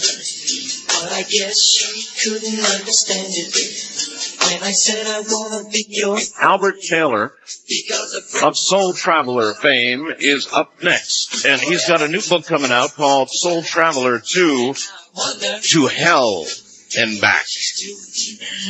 I have questions about that. Here is an article, by the way, just as a side note, from the Herald Sun in Melbourne, Australia, big newspaper in Australia, and they're having record hot temperatures for February. Record hot. Headline is, a close second for dead heat. And there's a whole article about how hot it is in Australia. Just in case you thought we were the only ones noticing, I thought I'd drop that in. It's kind of a puzzle we're trying to put together here. Once again, Dr. Albert Taylor. Welcome back, Albert. Thank you. Somebody, going back for a moment, regressing for a moment, somebody reminds me that about 3 weeks ago, maybe a little more now, we tried to fire something from California and shoot it down over the Pacific, and we missed. And so then they had a second test, and we reportedly destroyed whatever it was. Right. Yeah, I remember that. Yeah. Used a kinetic, it was a kinetic device of some sort. A million BBs or whatever they use. I don't know what they use. Anyway. There's a few different designs. Giant thousands of Ginzu knives. Who knows? Right. Anyway, if we had the technology that you're talking about, then why would we be testing this? Wouldn't this be sort of just like a cover thing? Well, no. For what the real capabilities are? Well, what's interesting about FBI, it's multi-layered. So you don't just have one type of vehicle, one type of thing to knock out a target.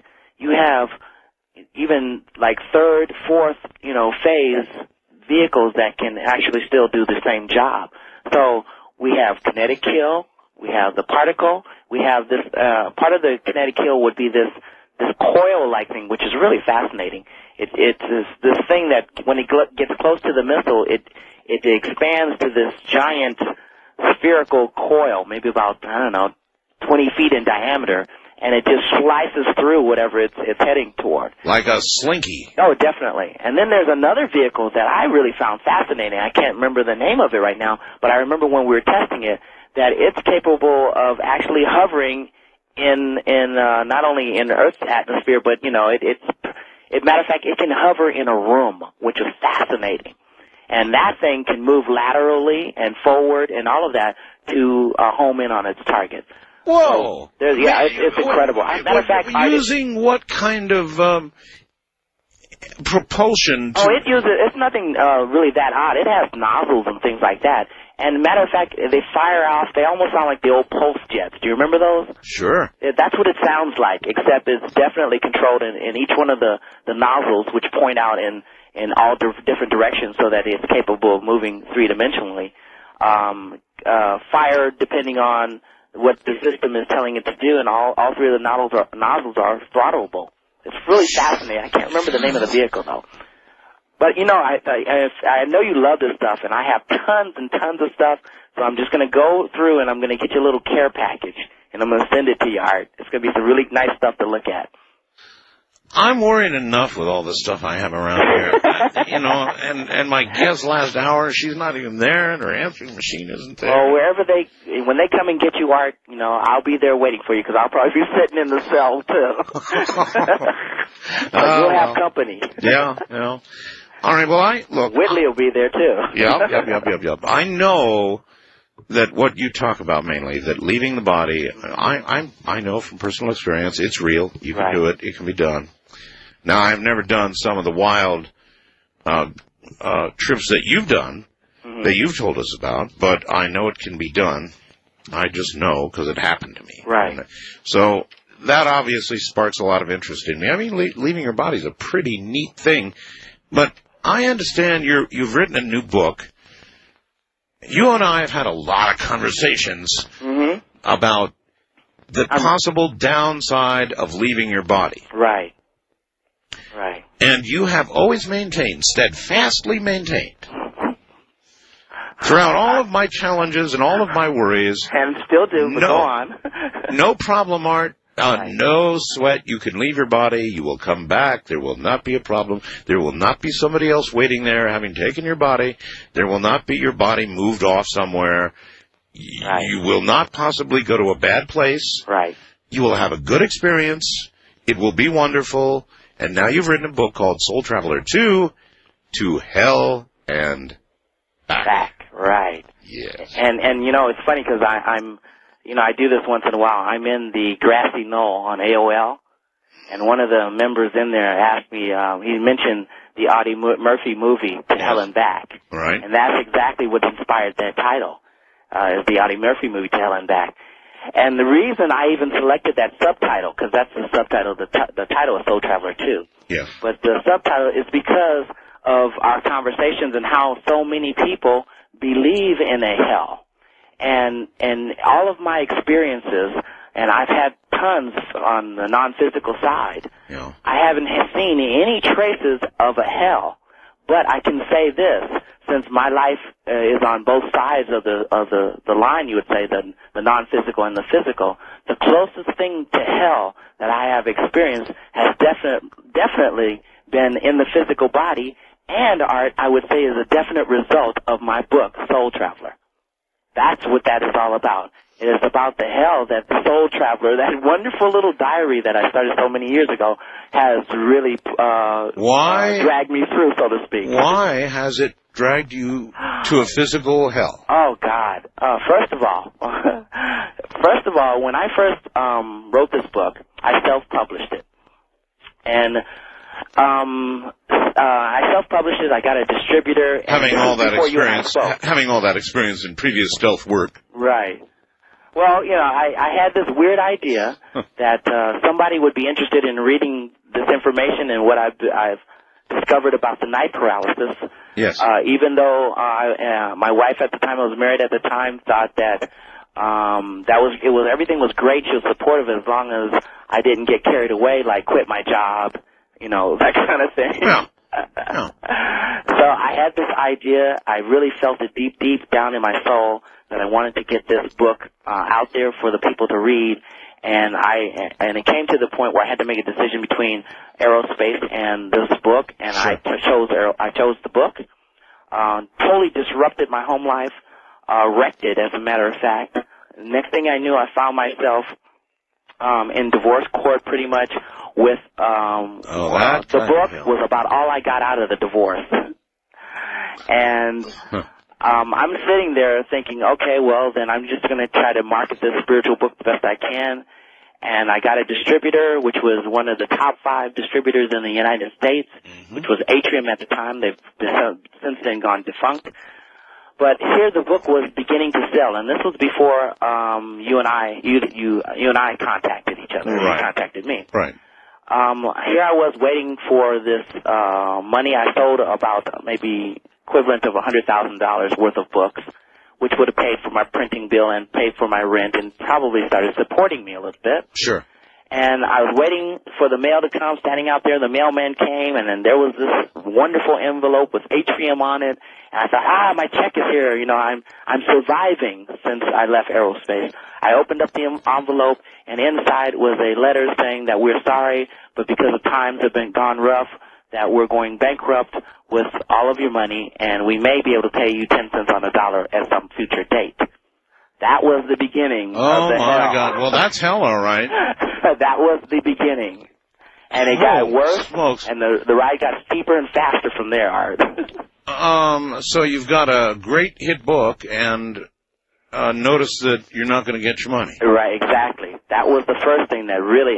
So that forced me into... I was the publisher, since I was self-published. Yeah. I came up with Verity Press Publishing, which, produced the first book. And that forced Verity Press Publishing into bankruptcy. Times started getting even worse, where all of a sudden I went from possibility of doing very well to having zero income. I mean, absolutely nothing.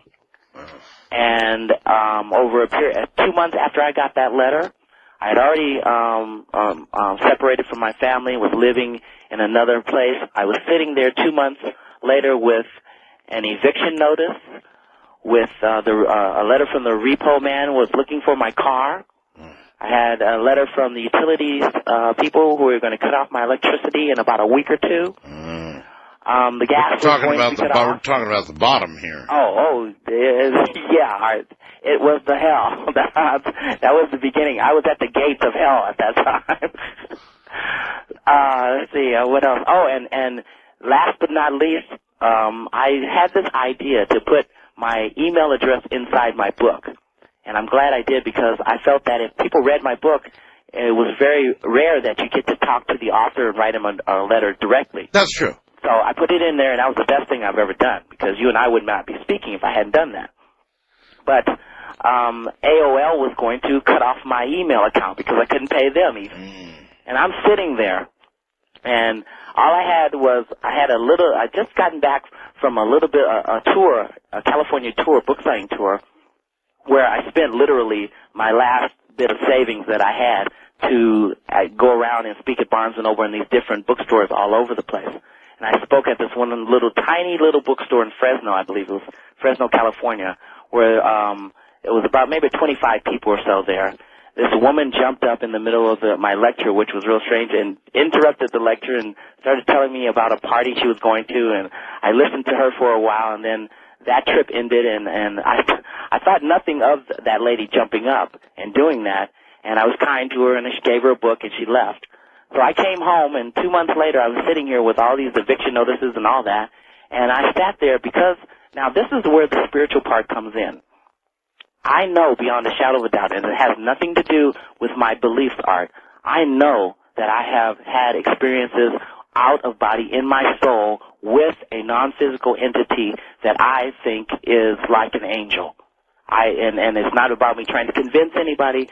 That is a part of my reality now, and it was something that I literally ran from. I did not want to believe that. Okay, what do we know about angels? What do we know? Yeah. In other words, I've seen all the Christopher Walken movies. Mm-hmm. And in most of those movies, the angels, well, they're not exactly the in crowd. Well, that's that Christian spin on it now. I'm not talking about religion. Well, little different. Yeah, but a little differently. That's a Christian spin when you're talking about fire and brimstone. Okay, but you use the word angel. Yeah.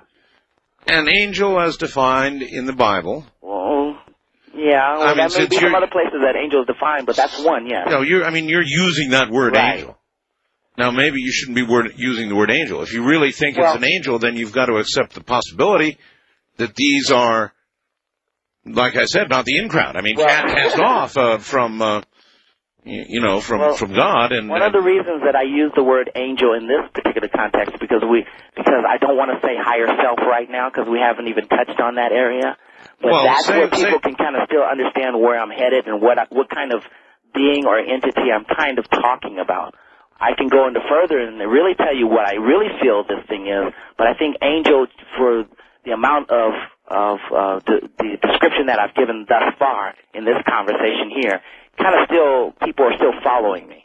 So we can explore that a little more, and we can go back into what I really feel is this angelic-like thing, but not necessarily the angel type of thing that you would see in a lot of religions, the way they describe it.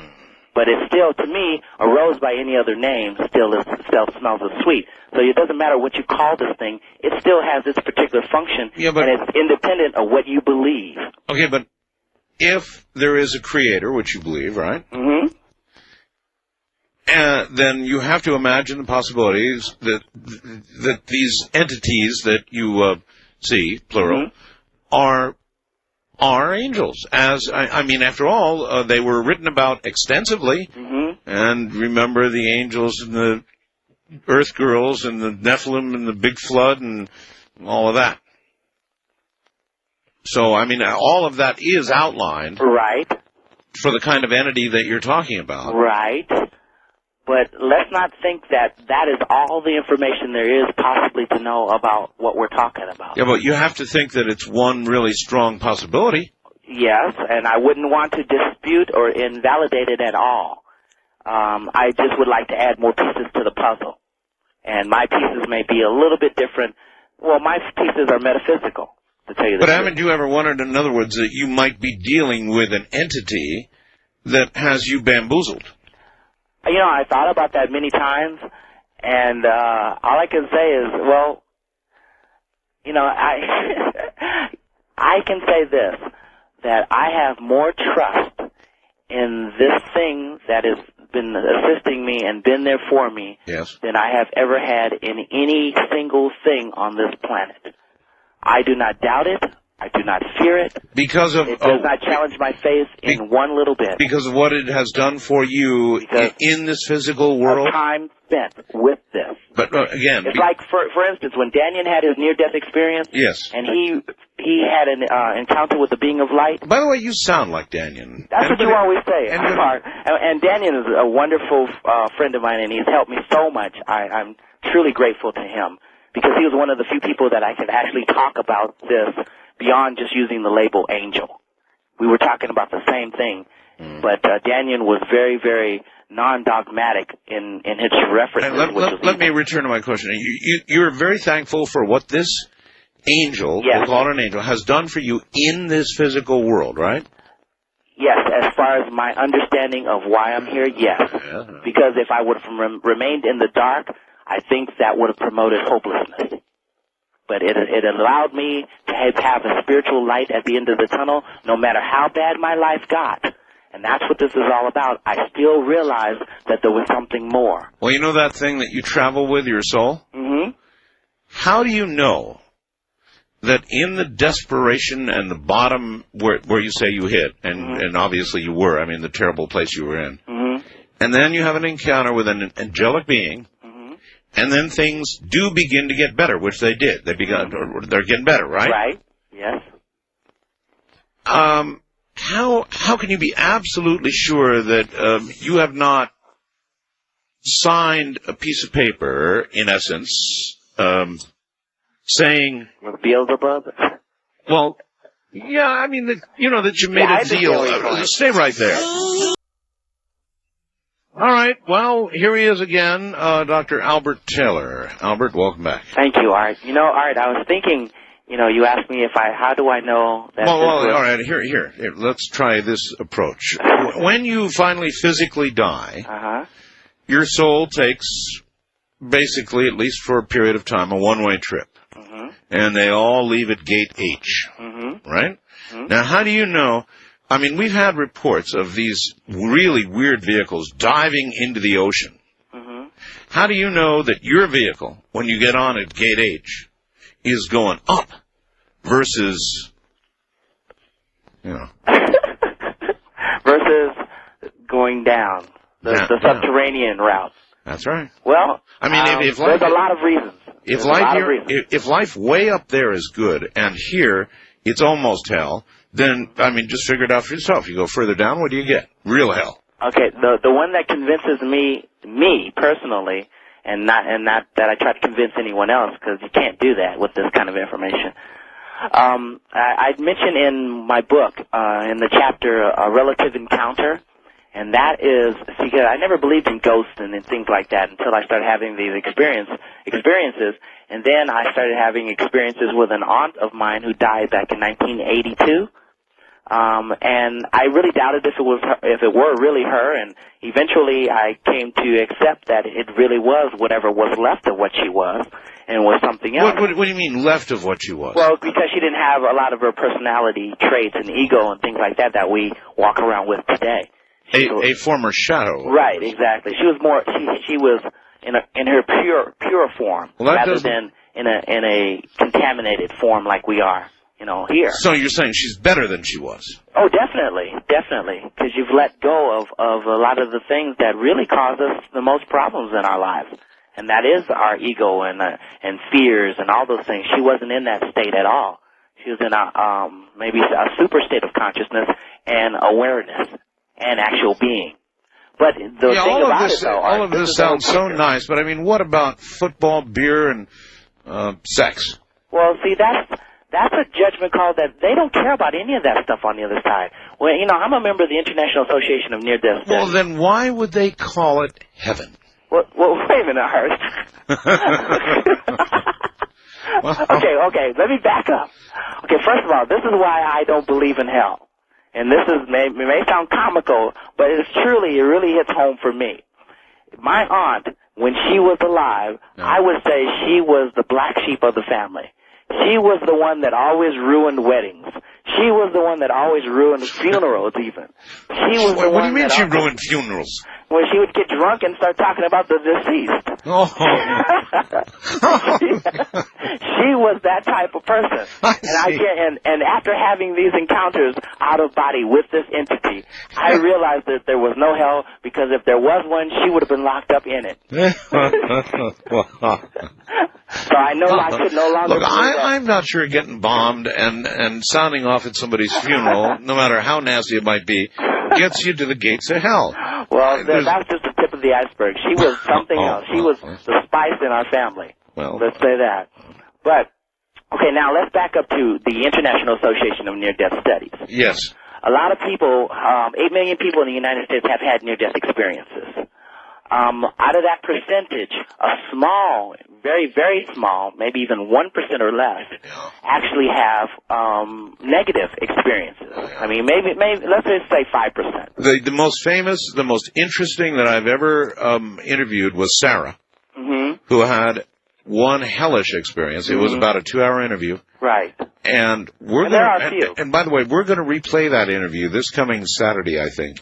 And it was so utterly, absolutely convincing.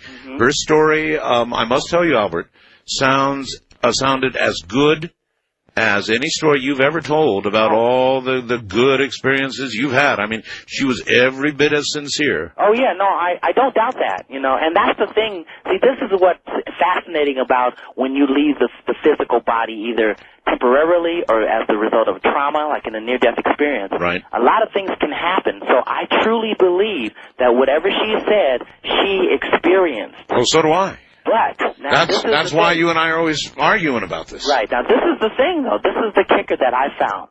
Out of all the people who've had a near-death experience, most of them, except for Daniel, he's so fortunate, he's had 3. Most people have one experience. And usually they don't understand it at the time, and maybe it was before the term near-death was coined, and now they talk about it, and it's been years later on what they remember. One of the things that I found, that if I were to just tell you about my first out-of-body experience, and if that were the only experience I'd ever had, it would be totally wrong and totally based on fear and totally negative, because I was so afraid and horrible things happened, but I found out that a lot of the things that happened, I was creating. Because when you get in that state, it's almost like becoming a genie. Any kind of things you think about can manifest, but it doesn't mean that it's real. It can just contaminate the out-of-body experience that you're having. So you're saying then that an out-of-body experience is like an acid trip, set and setting, all of a sudden. It's like having magical powers almost. It's like having a bad acid trip, right? Right. Well, it can be very, very frightening in that way. People who have taken LSD in negative circumstances have extremely negative experiences. Yeah, you can, because you're open to extreme emotional levels, be it fear or love. And when you get into a fear mode, which most of us set off with that foot first, unfortunately, that sets the tone for the experience. And when that happens, all of a sudden your imagination, because that's something that you really have to control in the out-of-body experience, because you can really have a negative experience if your imagination runs amok. But see, what you're really preaching, though, Al, is... Well, I hope I'm not preaching. Well, what you're saying, all right? What you're really saying is that, look, if you have a bad experience, it's all in your head. There's no such real thing as a bad experience. In other words, not really. If you have had a bad experience, it's because you brought it on yourself or because the conditions were bad. There is no such thing as a real bad experience. Well, I don't want to imply that I'm painting with a broad brush, because that place is not devoid of life. There are entities there at multiple levels of awareness, and some at lower levels of, especially the astral plane and the physical, who can play tricks and games with you. So I can't say that all experiences, if you interpret it to be negative, are self-created. But I can't say this. So then you are backing off a little. But I can say this, that there are a lot of experiences that you can misinterpret, especially if you've only done it once or been there once, that you would definitely think were negative and real. But it doesn't mean that it's real. It's taken me, and this is why I say this, because here it is, all these years later, that I haven't had any more negative experiences once I understood how to control it. So if there were something negative to experience, I still should be having them, but that doesn't happen anymore. And I talk to a lot of people who have had out-of-body experiences. Bill Bowman is one of my dear friends. Right. And he also, once you get past that state where you stop throwing things in the mix, you start having what I call, and what he refers to also, as the pure, uncontaminated out-of-body experience. And that's what I'm talking about. If it's going to come up, if there was something there, it should come up. I should have experienced that periodically, but that hasn't happened. So that's what I based that on, is the fact that I've improved myself and my understanding, and it seems to have affected my experiences 100%. So and if there was something negative, Art, believe me, I would share it, because I don't want to mislead anybody. I want to provide as much information on the table as possible for the individual to realize and accept or reject it if they choose to. So I never try to convince anybody. But what's wonderful about it is I get thousands of letters now as a result of your show, and I would say 95% of those, if not more, are all positive. So if there's negative, then it's like worrying about having a car crash every time you get in your car. The chances are very, very slim, if at all. That's not true. You're more likely to be killed in your car than you are in an airplane. That's very true. Airplanes are safe. But a lot of people fear airplanes more than cars.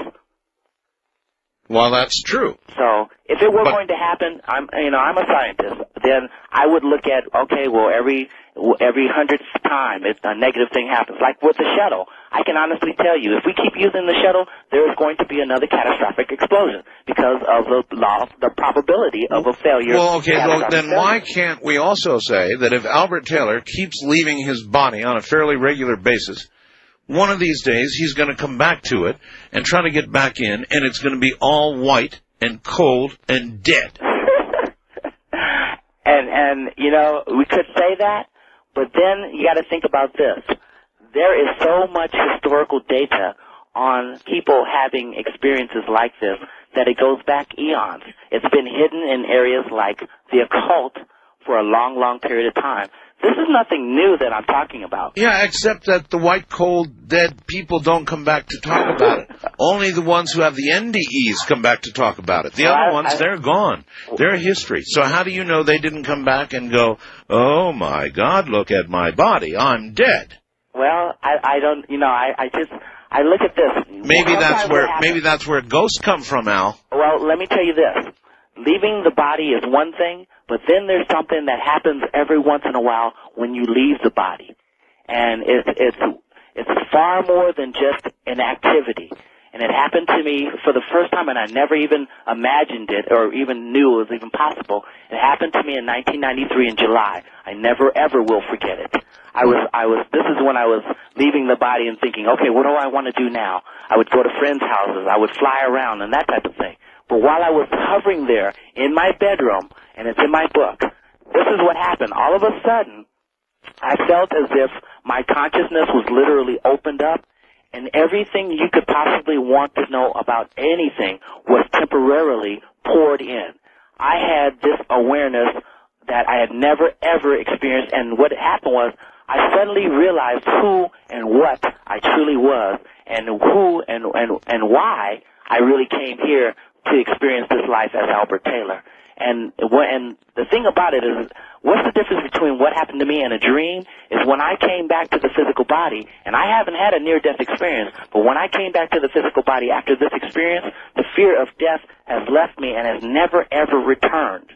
And one of the things that I realized is, oh my God, after I started meeting all these people who had near-death experiences, they were talking about the exact same thing.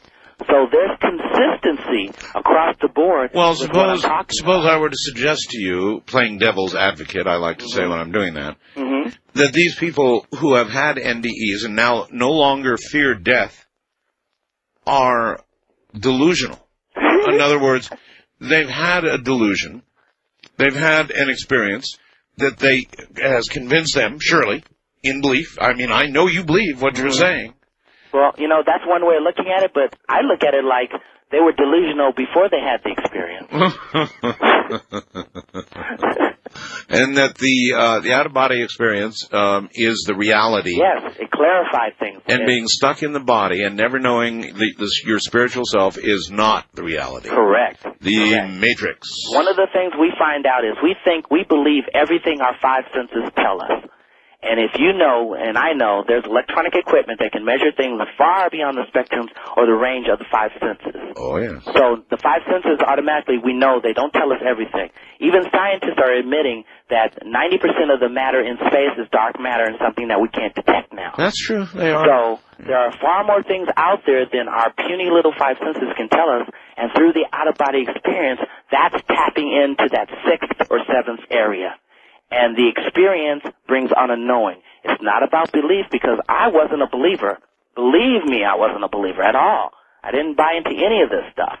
But through the experiences, it has changed my awareness, and it has let me know that I put the whole kit and caboodle, I bet the farm on what the five senses were telling me, and I was wrong. Bet the farm. Well, look, I fail to understand how you can believe in a creator, how you can believe in angelic beings, and the basic goodness of all that is, without belief. There's a yin, there's a yang, there's a good, there's a bad, there's a creator, there's probably an enemy of the creator. I mean, why wouldn't all of that follow that if there's one, there would be the other? Because in every other aspect of life, or even what we know about death, there is both. Right. So, well, you know, the thing we I think that we make a mistake on is we compare the non-physical reality with the physical. So we figure these are the things we have in the physical world, so it must be across the board. Well, the thing is that so far, everything that we've created here is especially the negative things, none of that exists on the other side at all. There is so much peace. There's so much love. There's no manipulation. There's no control. I interviewed a really interesting psychic named Beverly Jaggers. And she has done what I always ask. If you can travel with your soul, you and I have talked about it, you can travel in time, forward in time, behind in time, right, present, whatever, right? Right.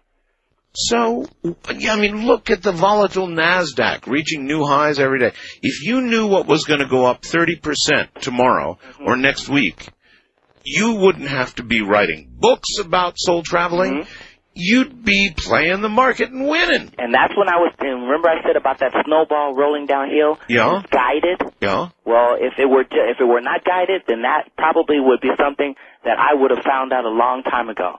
Especially with all the trials and horrors and the hell that my life I've gone through the last 3 years. Believe me, I was looking for my guide, for this being that's around me, to tell me what was around the corner before I got there, because I really wanted to know. But he didn't do that because I needed to go through these experiences to flex my own particular faith muscles. I can tell you this, as a result of all these negative things that have happened to me, I am truly a better and stronger person, physically and mentally and spiritually. So those things had to happen so that I could get to this state, and I wouldn't trade this state for anything in the world. Okay, well, so you're absolutely sure then that you're now better physical and definitely are spiritual being, and more at peace than I've ever been in my life, and starting to make money and everything, right? I'm surviving. Books a hit. I'm surviving. And so I say once again, how can you be sure that this angelic being that had something to do with all this, that you don't know it? And the old expression about no free lunch, right? After the break, if that were true, you'd be a part of it, and I'll share that. Oh, great. All right. Well, we'll be right back. Well, all right. Once again, Dr. Albert Taylor, who's a really good sport. Albert, you're back on. Hi. Definitely. You can understand then, can't you, before I talked to you, when I saw Soul Traveler 2 to Hell and Back coming out in summer of 2001, I thought, he's found out.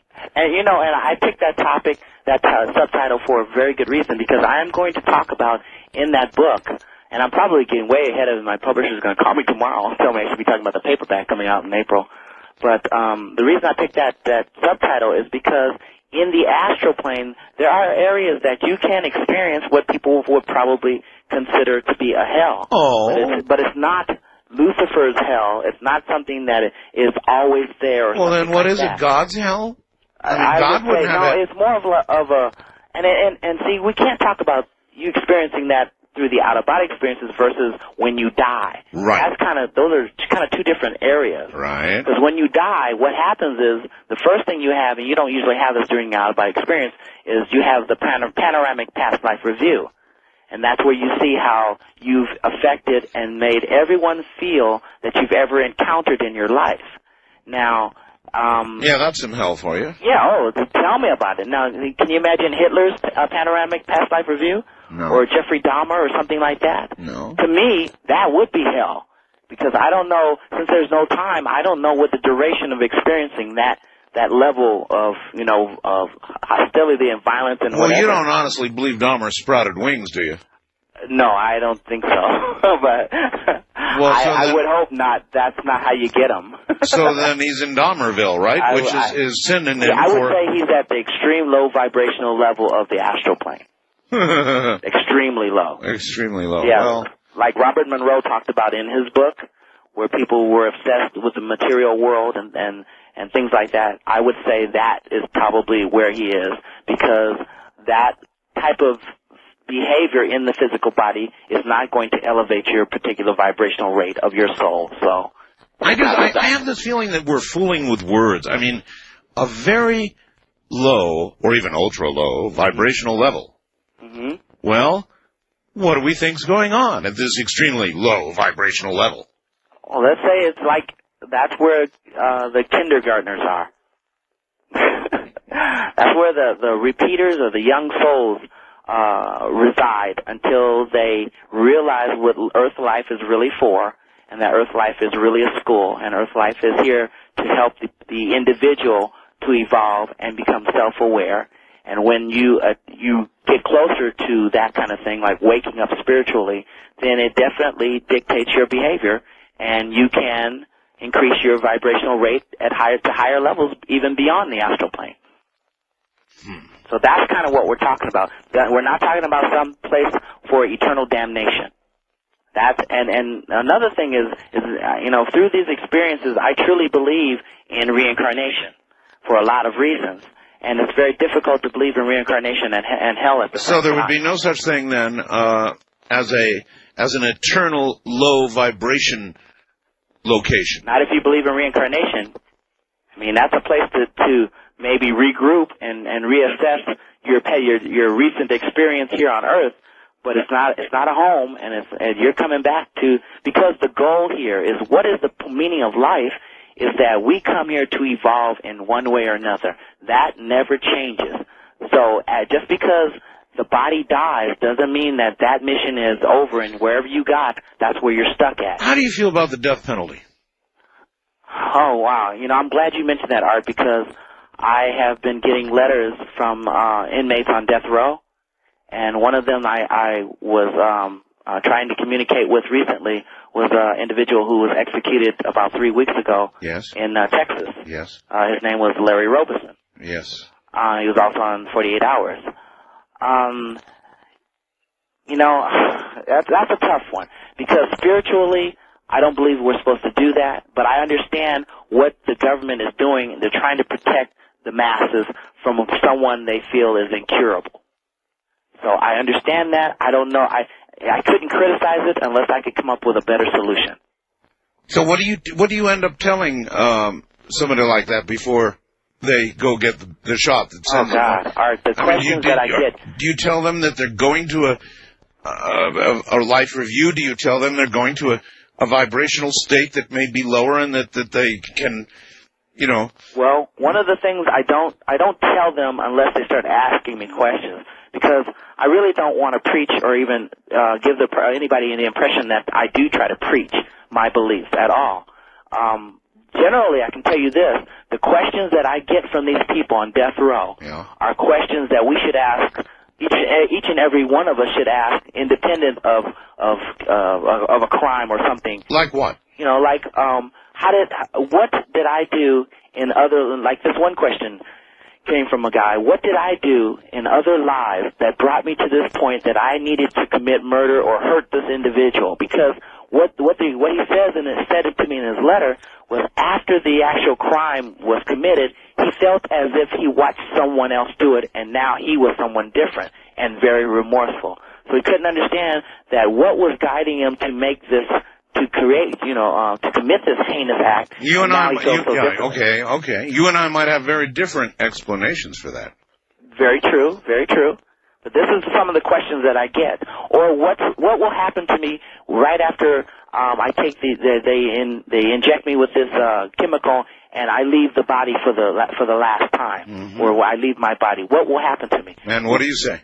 Well, first of all, the panoramic past life review is pretty much the way it's the norm. I mean, it's almost 95%.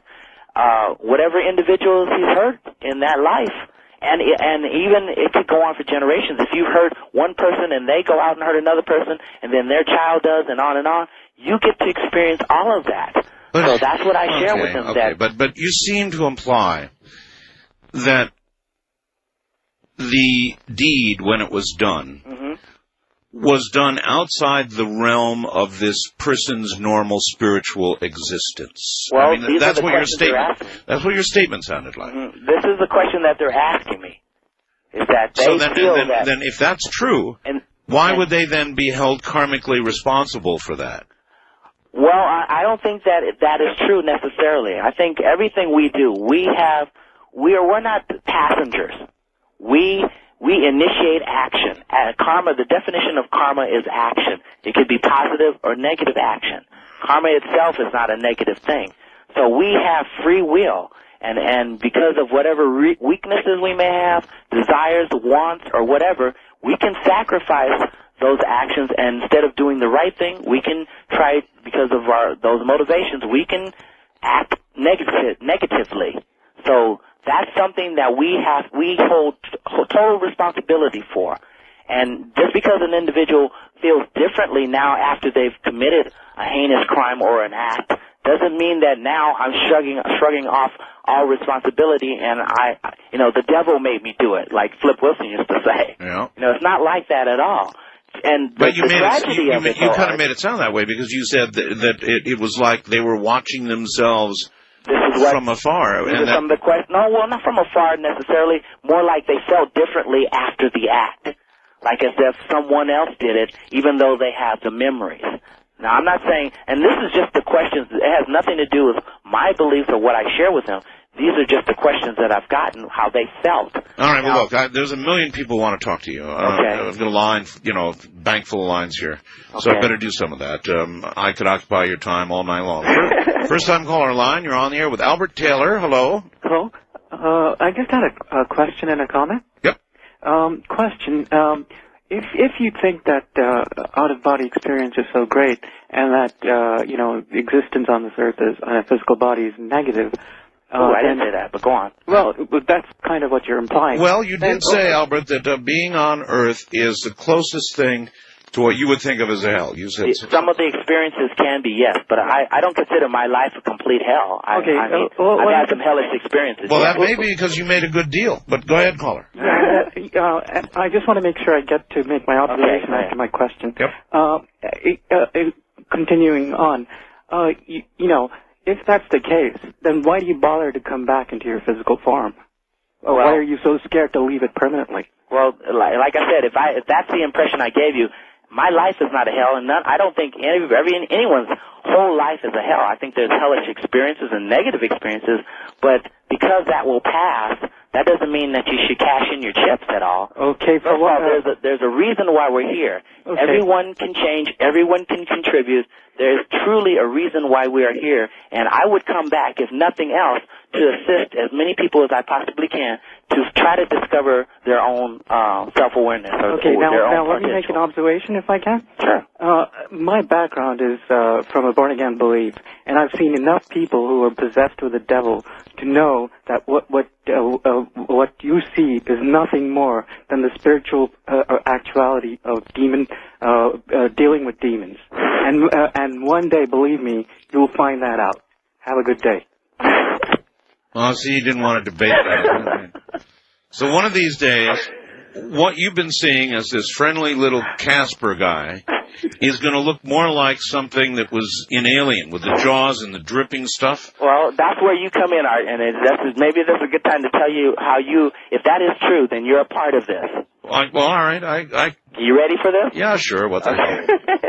Okay. When I was sitting on that bed with all those eviction notices and all of that, yep. I knew. I said to my guide, or to this, whatever you want to call this being, I said, you know what? I never believed in you. And I was sitting in a room talking to, by myself, talking aloud, because I truly believe that they hear me. Yes. I said, I never believed in you.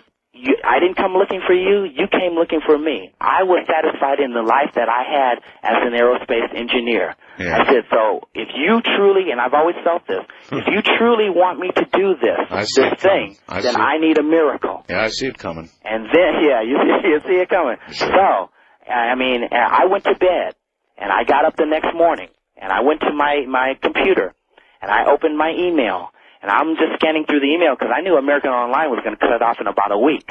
There was one email in there from an individual. And the email said, my name is Arbel, call me. I opened up the email and there was a phone number. I thought it was a joke. I called this phone number and there was a guy who answered the phone who sounded just like you, Art. I was convinced it was you. And that was less than 24 hours after this prayer. And I said to you, you told me that you got a fax. I later found out that woman in Fresno that got up and interrupted my lecture that one time was the woman that sent you a fax. I spent my last few pennies on going on that tour. And I'm glad I did because I never would have met that woman. She never would have faxed you. You never would have emailed me. I never would have called you. That day you asked me to be on your show, and I said, how long? You said an hour. We ended up doing the whole 5-hour show. That's right. The next few weeks, my book went ballistic, and it changed my life for the better. So you are definitely a part. I just don't know what part you or who's your mentor. Well, then I've got a little story for you. Okay. In the middle of the night one night, long ago, there was a dark entity with red glowing eyes that came to me, foot of my bed. Now, this was before I checked my email. And it said, I've got a deal with this guy, and you gotta help me out, Mel. Check your email. Then he walked right through the wall. I'm just kidding. All right. I wish you hadn't told me that. that changes all of my plans. That's right. Wildcard line. Recall it now. Wildcard line. You're on the air with Dr. Albert Taylor. Hey, Art. It's Wayne from Portland. Hello. Did that entity have leathery feet as well? Yeah, they were cold too. So, Albert, I've enjoyed every one of your visits with Art, and I'd love to hear you guys go at it. Thank you. You intrigued me, though, in the first part of the interview. You spoke of what you were going to say that you thought angels really were. Uh-huh. Like, I'd be interested, is that what we're going to become, or do you want to give that definition now? I'd like to know what that might be. Sure. Well, I started having encounters with this thing that was, I guess people call it a being of light. And when my first encounters, it terrified me. When it spoke to me, everything it was rippled through me. And the one thing that really bothered me more than anything is I felt emotionally naked. Like it knew every little secret, every little part of me, crevice, that in the real world, I could hide from people. After I got past my fears of running from this thing, I began to accept it as maybe a spiritual guide or maybe some type of being of an angelic nature, sent from a source or a creator, a god of some sort. And then as I began to really become very close to this, because I truly have a wonderful relationship with this thing, I realized that it wasn't this, speaking in these and thous and thou shalt and all that type of thing. It started sounding a lot more like I would sound if I were highly evolved, let's say. It had a sense of humor, which really caught me by surprise, and I wrote about this in my paperback that's coming out in April, in the epilogue. And when I was on my way to Greece, I had an experience with this thing. I was in New York that really changed my concept of what it was. And it was because of something it said to me that it dawned on me, I mean, beyond a shadow of a doubt, oh my God, that's something I would say. Not that he said something like me, I would say that. All right, hold it right there. That's your answer, caller. We'll be right back. From the high desert, this is Coast to Coast AM. By the way, requalifying with all I've said, even though I know it's possible to leave your body, I'm still not convinced that there may not be a negative aspect to it, but I know it is possible. And truthfully, most people do report good experiences. All that said, the book Soul Traveler is the key to figuring out how to do it. And that's Al's book, and I presume you can probably get it at Amazon.com.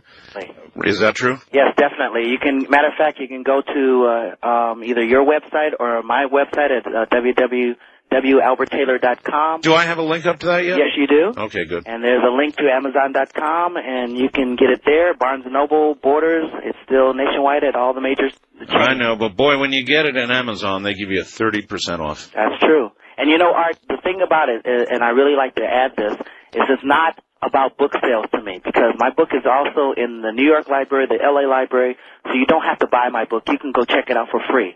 I'm really interested about getting this information out there for people to use it. I recognize how you get it is that up to you. I know. I know you sincerely are. I know you are. And I know this is real. I just have those nagging concerns.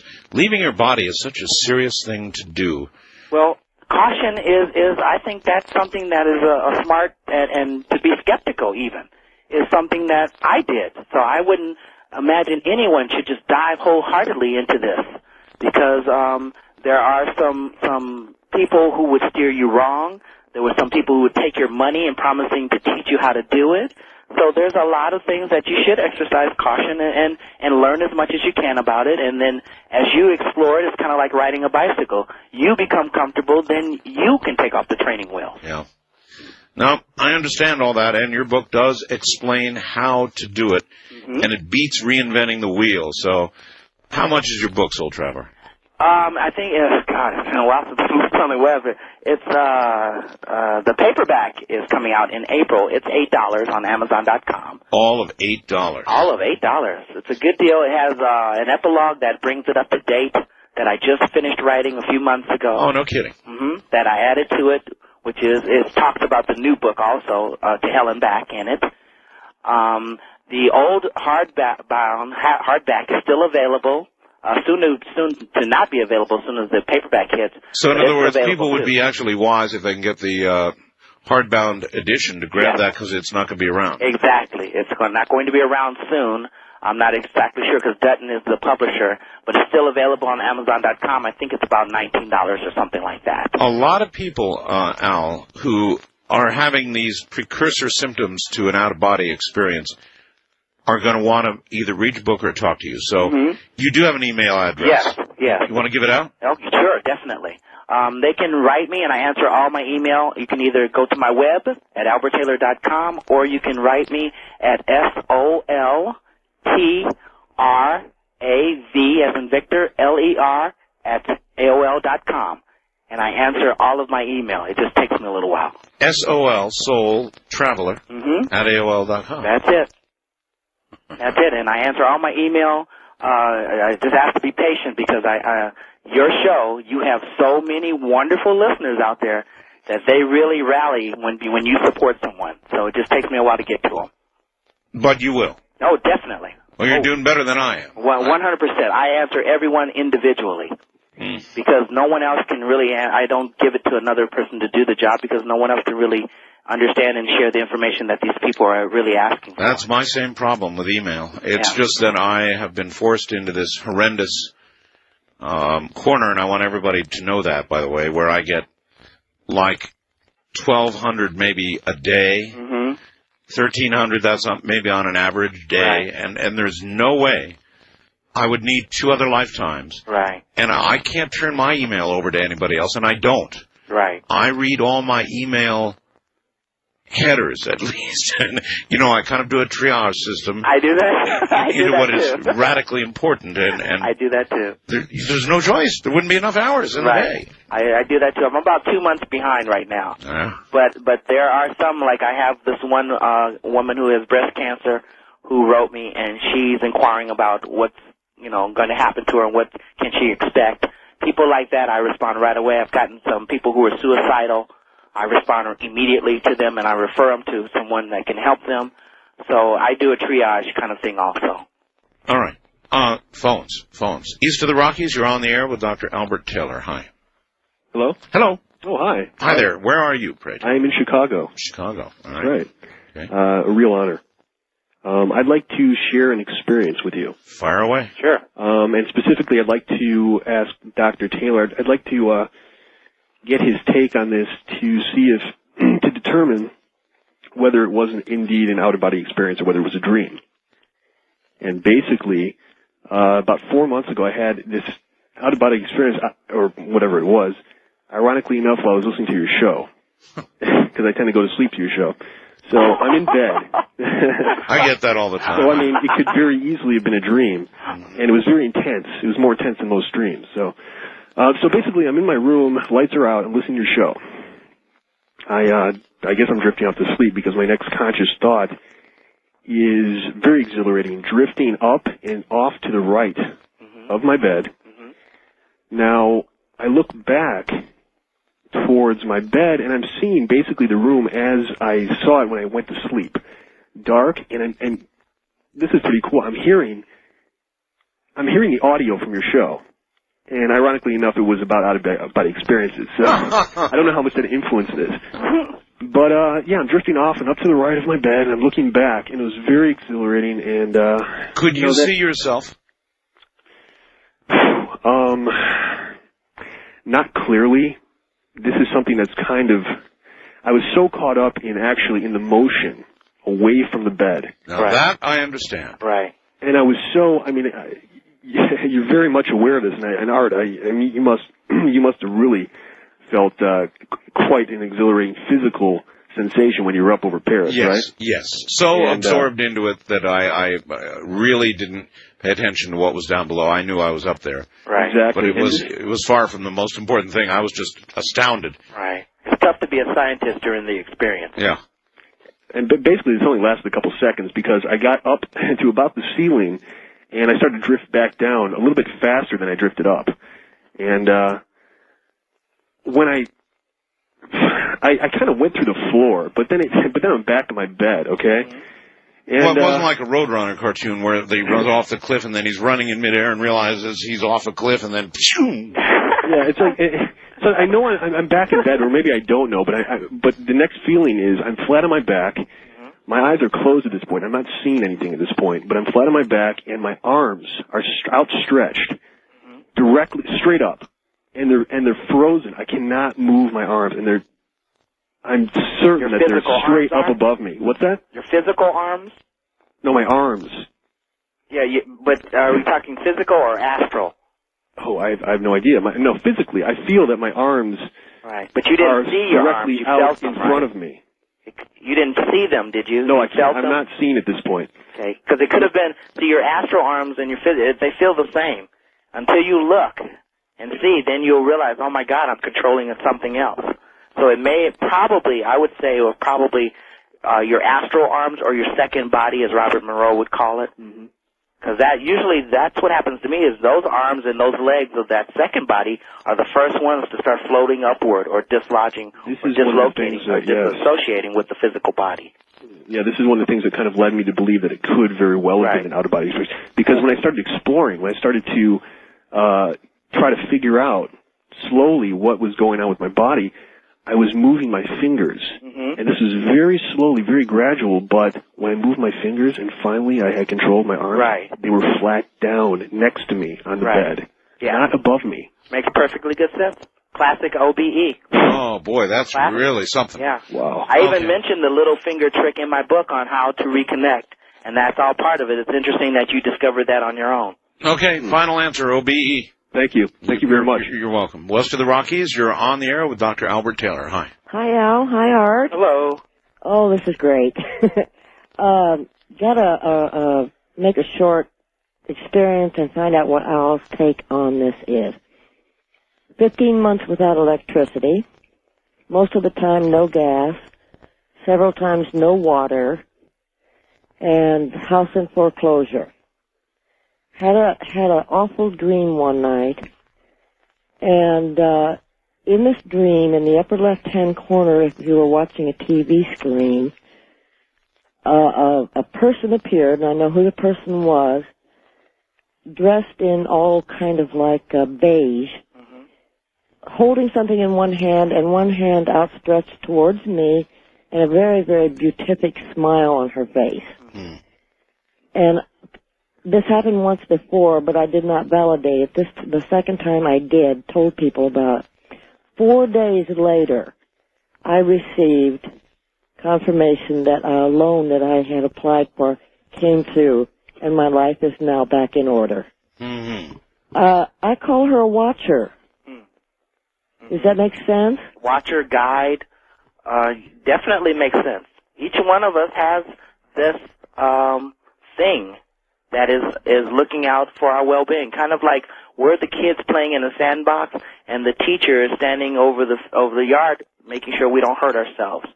Every one of us, I didn't believe it, but everybody who's had these kind of beyond the physical experiences reports a presence or some being of some sort being there. But something that you would more likely call an angel or a watcher. I would say that, because I don't these think are of it just as a words. ghost or a deceased person. These are just words, not somebody who has been on Earth previously, right? Right, correct. So like a used soul dealer.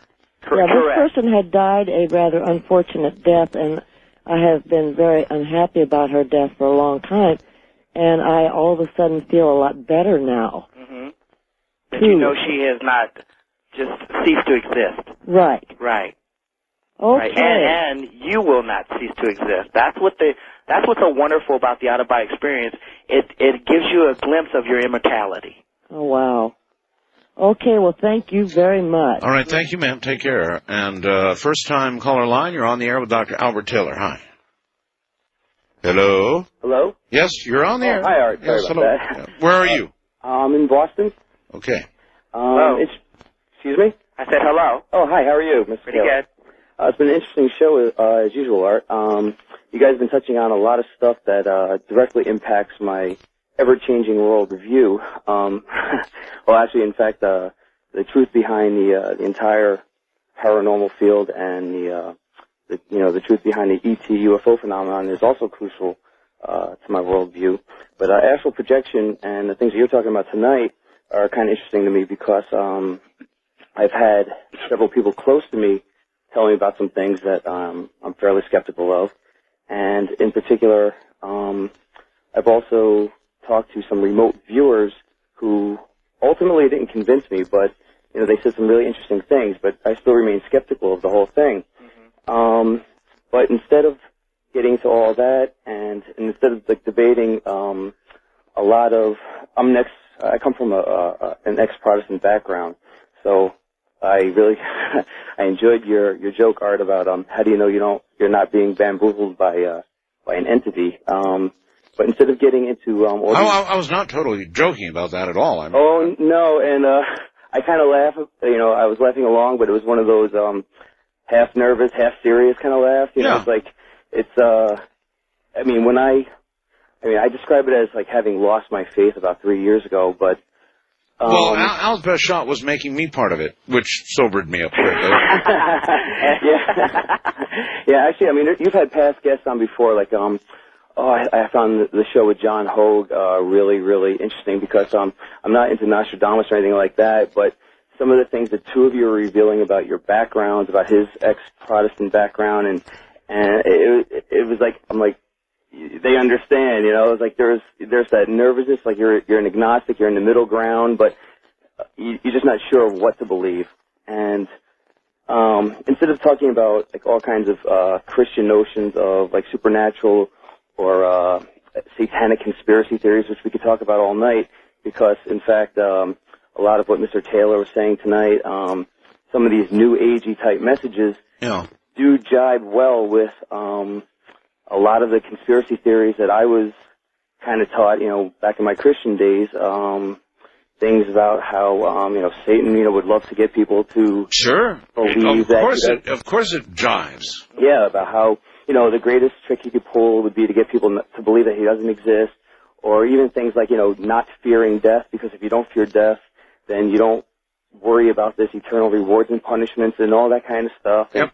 And we could talk about... All right. Well, let's separate this a little bit for a second. Now, Al, having an out-of-body experience as such, a generic OBE, in other words, rising out of your body, maybe like the guy was talking about here on the phone a little while ago, being above the bed, that would not necessarily lead you to believe, to suddenly stop fearing death, lead you to believe that there is an existence after death, because you would have to conclude logically in your own mind that insofar as that experience was concerned, it's a function of a normal human living brain. Right. No, that didn't convince me at all.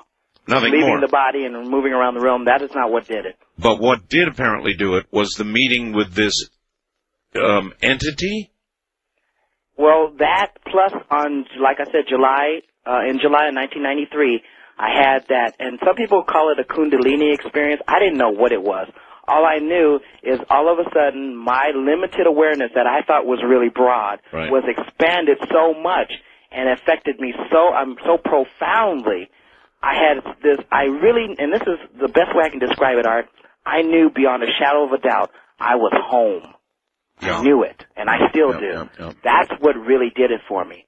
I knew that's where I originally came from, and to answer the caller as far as not fearing death, what it has done is I know beyond a shadow of a doubt that when this body dies, I'm going to be accountable for the life that I've lived. So it makes me very, very much aware of everything I do. I don't take anything I do for granted, because I truly know that I'm going to have to answer to somebody, if not to my higher self, on how I lived this life. So it to me, and I wasn't a religious person at all, in any way, shape, or form. This has really affected me regarding something beyond just me. All right. I've got one more hour of show ahead of me, and you're welcome to stay on if you're awake enough. My pleasure. Really? You know how this energizes me. I do, actually. All right, the book, folks, Amazon.com is where you can get, 30% discount. It's called Soul Traveler. You can go look it up. It's linked on my website right now. Or you can email Dr. Albert Taylor at Soul Traveler. That's SOLSOL Traveler, common spelling, at AOL.com. Soul Traveler at AOL.com, or by all means, trust me when I tell you, get this book, and you will be able to do this. Now, you may want to decide whether you want to do it beforehand. That's a decision that's all yours. But I'm telling you it can be done, and I'm telling you this book will teach you how to do it. It's up to you. All right, back to the lines we go, and line one, you're on the air with Albert Taylor. Good morning. Hello. Hello. Good morning. Yes, good morning, Art Bell and Albert Taylor. I've been wanting to tell my out-of-body experience for the last 22 years since it first occurred to me. Tell it. Oh, shoot. And one night, I was visiting my sister, and we went to bed. We weren't drinking or anything. We were up late talking.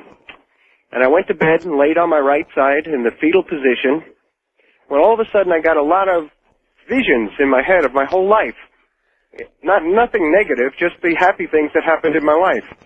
Almost like snapshots. Interesting. And all of a sudden I was above the bed. And I looked down and I saw my body and I said, oh my God, I'm dead. And I was floating around the room and I made the motion to bring the hands in front of my face. And there were no hands. I said, my God, there's no hands. But I made that motion. And I said, what a feeling this is. I said, this is such a fantastic feeling. I love it. I said, I'm going to go visit my friend. And I was floating towards the window, wanting to leave, when all of a sudden I felt a massive tug on my body.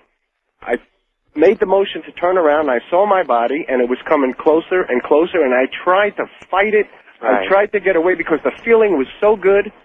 And my body got closer and closer and closer. I didn't go in through the head or anything. I just merged with my body, and my eyes opened, and I said, what the heck was that?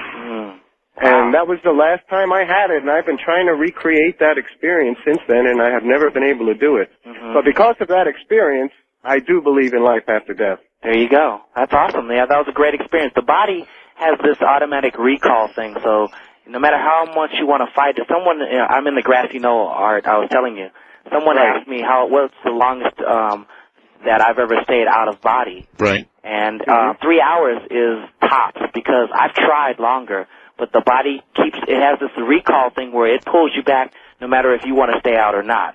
But so what's you don't have to worry about being trapped outside. Right. When you see the body, it's almost like a vacuum cleaner. It just sucks you right back in. It did, and I tried to find it. But what was strange, I did not see a silver cord that so many people talk about. Right. I have never seen the silver cord, and I have purposely looked for it. I'm not saying that it doesn't exist, but I haven't been able to perceive it. Now, you got to think about this. You're not looking with your eyes either. Right, right. So we're not talking about light waves hitting the retina. We're talking about perception. So and perception is like tuning a radio. You can be off the station a little bit, or you could be right on. Wow, but it was, what about the visions? Is that something that's normal? Definitely. I mean, the visions of my life? Almost anything. And what you described, it rarely happens, because what you're talking about is borderline what someone experiences in the near-death experience, almost like a panoramic view. You only experience positive thing, which is great, but a lot of people talk about the Akashic records, and that's supposed to be a record that of everything we've ever done in this life and any other existence. And I truly believe that you can get glimpses of this at a super state of consciousness, and that may be exactly what happened to you and what you did experience. Fantastic. But it was enough to jog you out of that world where you didn't really believe or even understand that there was something more. Now you have this little spark that's burning that you can't help but, fan the flames. All right, we lost him at the end there, but I'm sure he caught what you had to say. Wildcard line, you're on the air with Dr. Albert Taylor. Hi. Good morning, Art, Albert. Good morning. This is John in Atlanta. I think the Bible says that we must die daily. Maybe that's what it means. We should transcend our bodies. Maybe we should experience this. It's interesting that you would say that, because to me, going to sleep is like dying a little bit every day. Because we definitely go into almost a comatose state. And a lot of things, if you read the Bible, a lot of people have had incredible visions and dreams and angel visitations during dreams. Joseph, the father, Mary's husband, had dreams of what he needed to do. So, yeah, I think in a way we need to die a little bit every day. And hopefully if we can reconnect with our spirit, maybe just a little bit of a time, a little dose every day, then it'll affect how we live in our waking state and how we treat one another. I think it also says after death comes judgment. What Danny and Brinkley describes as panoramic life review sounds an awful lot like judgment. It is an awful lot like judgment. Sure. Well, you think about it, this is what I think is really interesting about the near-death experience panoramic life review, is that the judgment doesn't appear to be coming from anyone external to you. It comes from you within, looking at yourself, which is tougher than anything, because you realize with the mistakes and errors that you've made. Sure, but that may be where God is. That's true. Inside all of us. That's true. I think there's a part of us that knows the truth and is pure.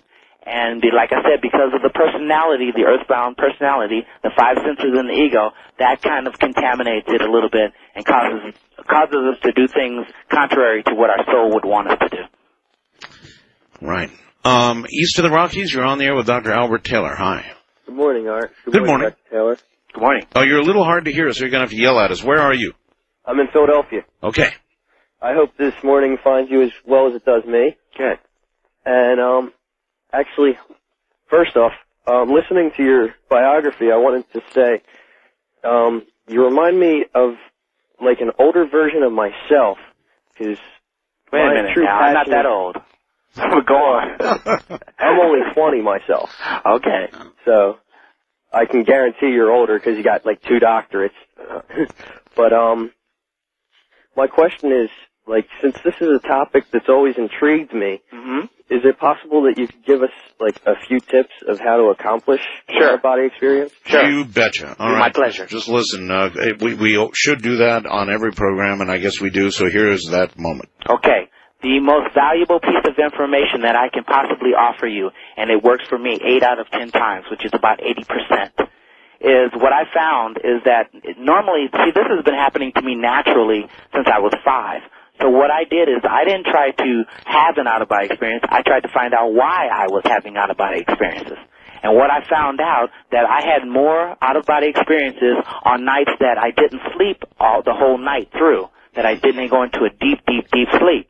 So what I decided, I found that I would have them a lot when I would go to bed at night and then wake up with a little bit of insomnia around 1 o'clock and then stay up for a little while, then go back to bed. And within a half hour to an hour after going back to bed, that's when I would have these experiences.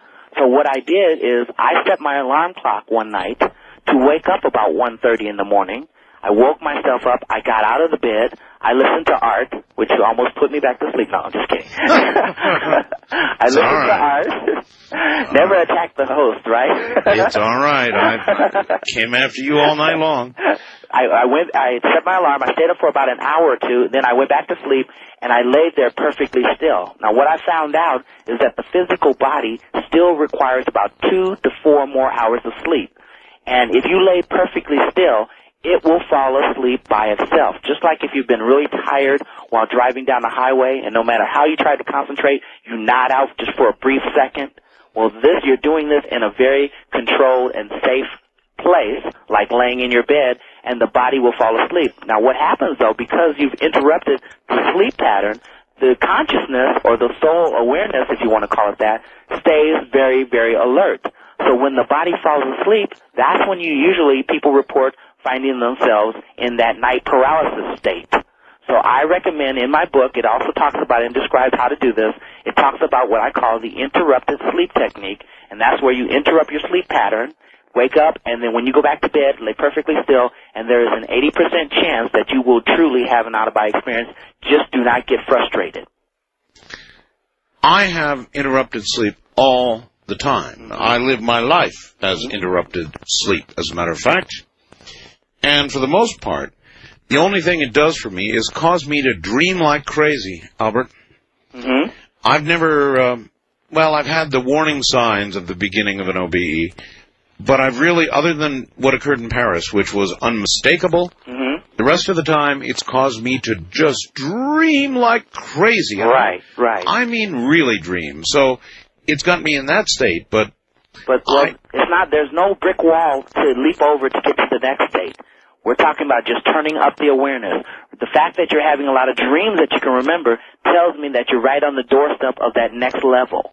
Your intent has a lot to do with it. If you intend to have one the next time these things are happening, generally you will remember and you may even cause it to happen. No, I don't intend to. In fact, actually, I want nothing to do with it for the most part, even though my one experience was joyful, incredible, surprising, shocking, amazing. I don't seem to want to try and repeat it. I don't have that desire, Al. Well, you know what?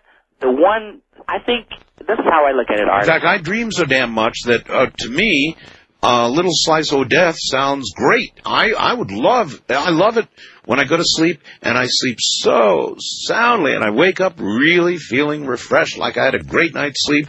I wasn't chasing a monster wasn't chasing me, whatever. Well, I think that one experience you had, because we did shows before you had that experience. That's right. And we've done shows since you've had that experience. That's right. And I think that one experience you had was enough to cause the effect that it needed to, and that was that you have pretty much become a vehicle to provide information to people regarding this subject, and you also have supported it by saying, you know what, I didn't believe it, but it happened to me. So whatever it was supposed to do, it did. Well, maybe you're right. West of the Rockies, you're on the air with Dr. Albert Taylor. Hello. Hello. Hi. Hi, I wanted to say hi to you. I know I love the show, listen to you all the time. Thank you. And Albert. Yes, sir. I used to have out-of-body experience quite a bit. I spent a lot of my time trying to and reading about it. And in one particular experience, once I realized what they were, I had traveled around and made my way to New York City. And while I was there, I saw the Statue of Liberty, and I wanted to return to my body. I drifted back towards the direction of California, where I am, And when I got here, I couldn't find myself. I flew into a state of panic and was sucked back while in panic and just woke up with a start, sweating. Right. And I just wondered if you'd ever heard of this before. Oh, yeah, it's happened to me. I couldn't find my way back either. Really? See, now that's scary. No, well, because you're going to get recalled anyway. You don't have to find your way back. It's going to happen. You don't have to, but you can. I mean, it's nice. The thing is, the reason I couldn't find my way back is because I didn't know how to focus my thoughts on where my body was. There is no astral GPS. No, but you, even if you wanted to stay out and you were totally lost, you're going to be sucked back no matter what anyway. So you don't have to worry about it, because the thing about this art is I've been doing this since I was 5. I just found out about what it was 9 years ago. Well, that would be reassuring to somebody, I'm sure, but if you're doing it for the first time and you're coming back and you can't find your body... Do not fear. And I understand that's easy to say, but don't worry, you will return because you have no choice. All right. Thank you. Yeah, well, that's reassuring. I mean, lose your keys or your wallet, that's bad enough. Yeah. Lose your body, and it's very traumatic. It's hard to find a new one. Yeah, it's not, you can't go down there and fill out a card and get a new one. First time caller line, you're on the air with Albert Taylor. Hi, Art. This is Andrew from Boston. Yes. And I just wanted to let your guests know that I've had a lot of experiences with out-of-body experiences also. And I've seen the figure that he's talking about that's helping him out. Yes. And it says in the Bible that these figures will come as a figure of light. These are fallen spirits, demons. Here we go. And, yeah, here we go. That's the truth. And it says they come as a spirit of light. They don't come as, this scaly, creepy, crawly figure. And they're here to take us out of our body, to show us these great things and give you all this knowledge. What has it actually done for you that's made you, that's improved you? Okay, fair question. Well, I think it's really brought me closer to individuals in a way that I care. I really do. By leaving your body and going away? Well, I think it's that awareness of leaving. Now, the thing is that my question to you, though, is that if you believe, you just quoted the Bible, so you must believe in angels, correct? Yes, absolutely. My question to you is, would you know an angel if you saw one? Yeah, because angels come with the Holy Spirit. Are you sure about that? Oh, now, wait a minute. Are you sure about that? A lot of angels are fallen. What do you mean they come with the Holy Spirit? Not always. There's two different kinds of angels. Well, Satan is a fallen angel. Exactly. And there's the angels that are fallen with him. Well, if they're going to come and fool you and be full of light and sweet words, then how are you going to know? I know because... Because of what? When you've experienced the power of the Holy Spirit, which comes from God, there's a difference between that and the creepy crawly feeling you get up the back of your neck when you see one of those in the dark. There's a big difference, and I've never gotten the feeling that I've had when I've experienced the Holy Spirit when I've seen demons. And I see demons often. I can see that, just like your guests can see things. If you're open to the spirit world, you can see things. Well, and that's a given. I understand, and this is the difference between what you're sharing with me and what I'm sharing with you, is that it's not something I read. It has nothing to do with what someone told me, because I didn't believe in any of this stuff. I'm not what you would say you're a religious person in any way, shape, or form. I'm a scientist, and that's what I've been for a lot of years. See, and I looked at this as just an experiment, and that's it. I had no idea that it was going to change me spiritually, which it has. It has made me more aware of who I am and brought me closer to the God that I truly, truly believe in. So as a result of that, if you look at they say you will be judged by the fruits of your labor.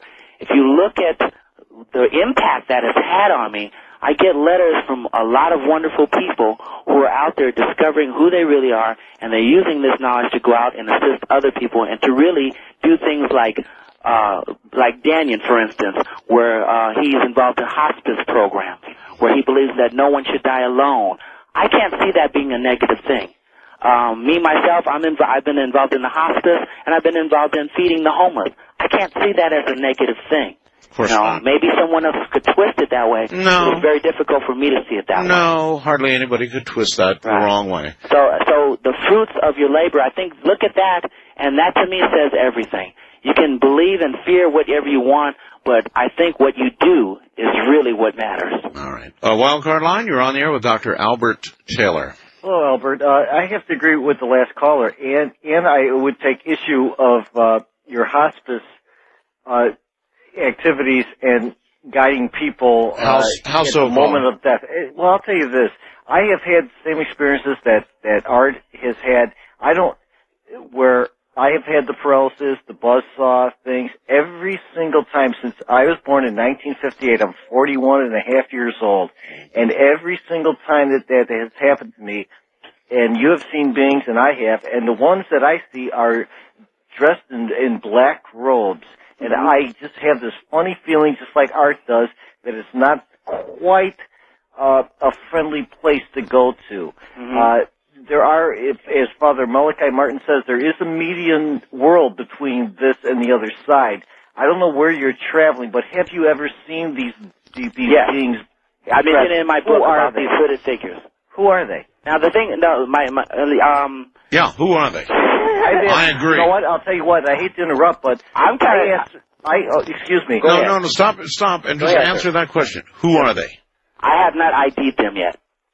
I have speaking wind. The hooded figures, and I've only seen them once, in that I remember. All right, I want the caller and Al, both of you, just hold on a moment. Right. We're at the bottom of the hour, and I don't want to interrupt, so we'll be right back. I'm Art Bell, and this is Coast to Coast AM. Hooded figures. That would not be one fine day. Here's Al Taylor once again, Dr. Al Taylor, and caller, you're back on the line again. Hello. Yes, hi. Yeah, he was name dropping Daniel Brinkley about the great work with the hospices and people feed the poor. But my question was specifically this: that I know, and you have stated this, Art, on your show, that when this sort of event occurs, there's a tremendous amount of fear. And the point is, I have seen, just as your guest, the hooded black hooded beings. I have talked to Brad Steiger on your show and Speaking Wind and all these people that these beings seem to be always present there. And I want to ask him, why are these beings present there? Yeah. Why is this such a great experience? I don't think it is. And why are you... I don't think Albert has an answer for that, because he already said that he doesn't understand what these creatures are. Is that roughly right? Yes, and your caller just made a statement, they're always there. I've only seen them once out of hundreds of times, so they're not always there in my experiences. I've only been there once. But that might be like being a little bit pregnant. I don't know. I know that... In other words, if you've seen them once... Remember when I said I had those fearful experiences in the beginning, and then after a while, after I understood what was happening, I didn't? Right. Well, they were part of that initial fearful time, and I haven't seen or had any experiences like that since. But I have, and I was shocked that other people were seeing them, because I thought it was just me. But I have heard of other people identify the same thing. Exactly. So Just because a person wears a hood doesn't mean that they're a negative thing. I mean, if you look at the old Zorro things with Guy Williams. I've seen all the movies, and when they got hoods, it's death there to punch your ticket. Well, look at the friar. I mean, the one in Zorro, he wore a hood. The old I forgot what you call the monks. They also wore hoods. Oh, yeah, so, I think it's more of maybe possibly, it could be negative, but just because you wear a hood doesn't mean it's negative, because there are a lot of people who do that. Mm-hmm. I don't know what it symbolizes. I think it's interesting, but it's only happened once out of 100, so it's in a very, very small percentage of my experience. All right, that's fair enough. East of the Rockies, you're on the air with Dr. Albert Taylor. Hi. Hi, Art. This is Steve from Windsor, Ontario, Canada. Yes, hi, Steve. I've got a couple of very strange things that happened to me here, and a suggestion for music for you. The first thing that happened to me, this is back around 1979, maybe 1980. I was laying down on the floor. I suddenly heard noises coming from my kitchen. I sat up, and I started to call out, "Who's in the kitchen?" I didn't get an answer. I called out again, "Who's in the kitchen?" Then I sort of added an expletive, like, "Who is in the kitchen?" Mm-hmm. All of a sudden, this dark, shadowy figure comes out of the kitchen door towards me with something in its hand.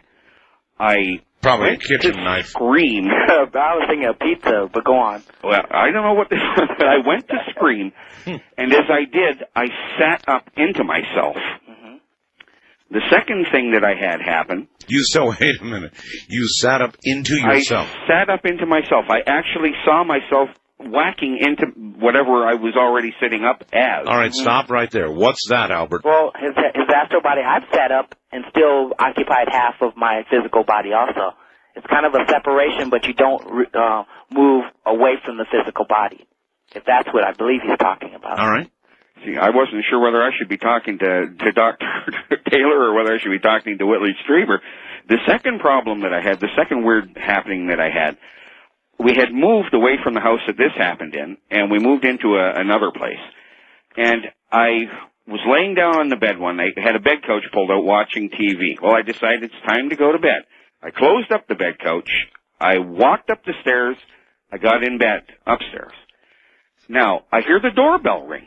The next thing I know, I'm standing beside the bed couch again. Fascinating. Something was on my front lawn. There was something parked out on the front lawn. I thought it was a car. And I see these people standing in there looking in my front window. Now, the odd thing is the front window is about 4 feet tall. These heads are looking in maybe about 4.5 feet tall. And I start yelling at them to get off my grass. You should be talking to Whitley. I'm beginning to think so.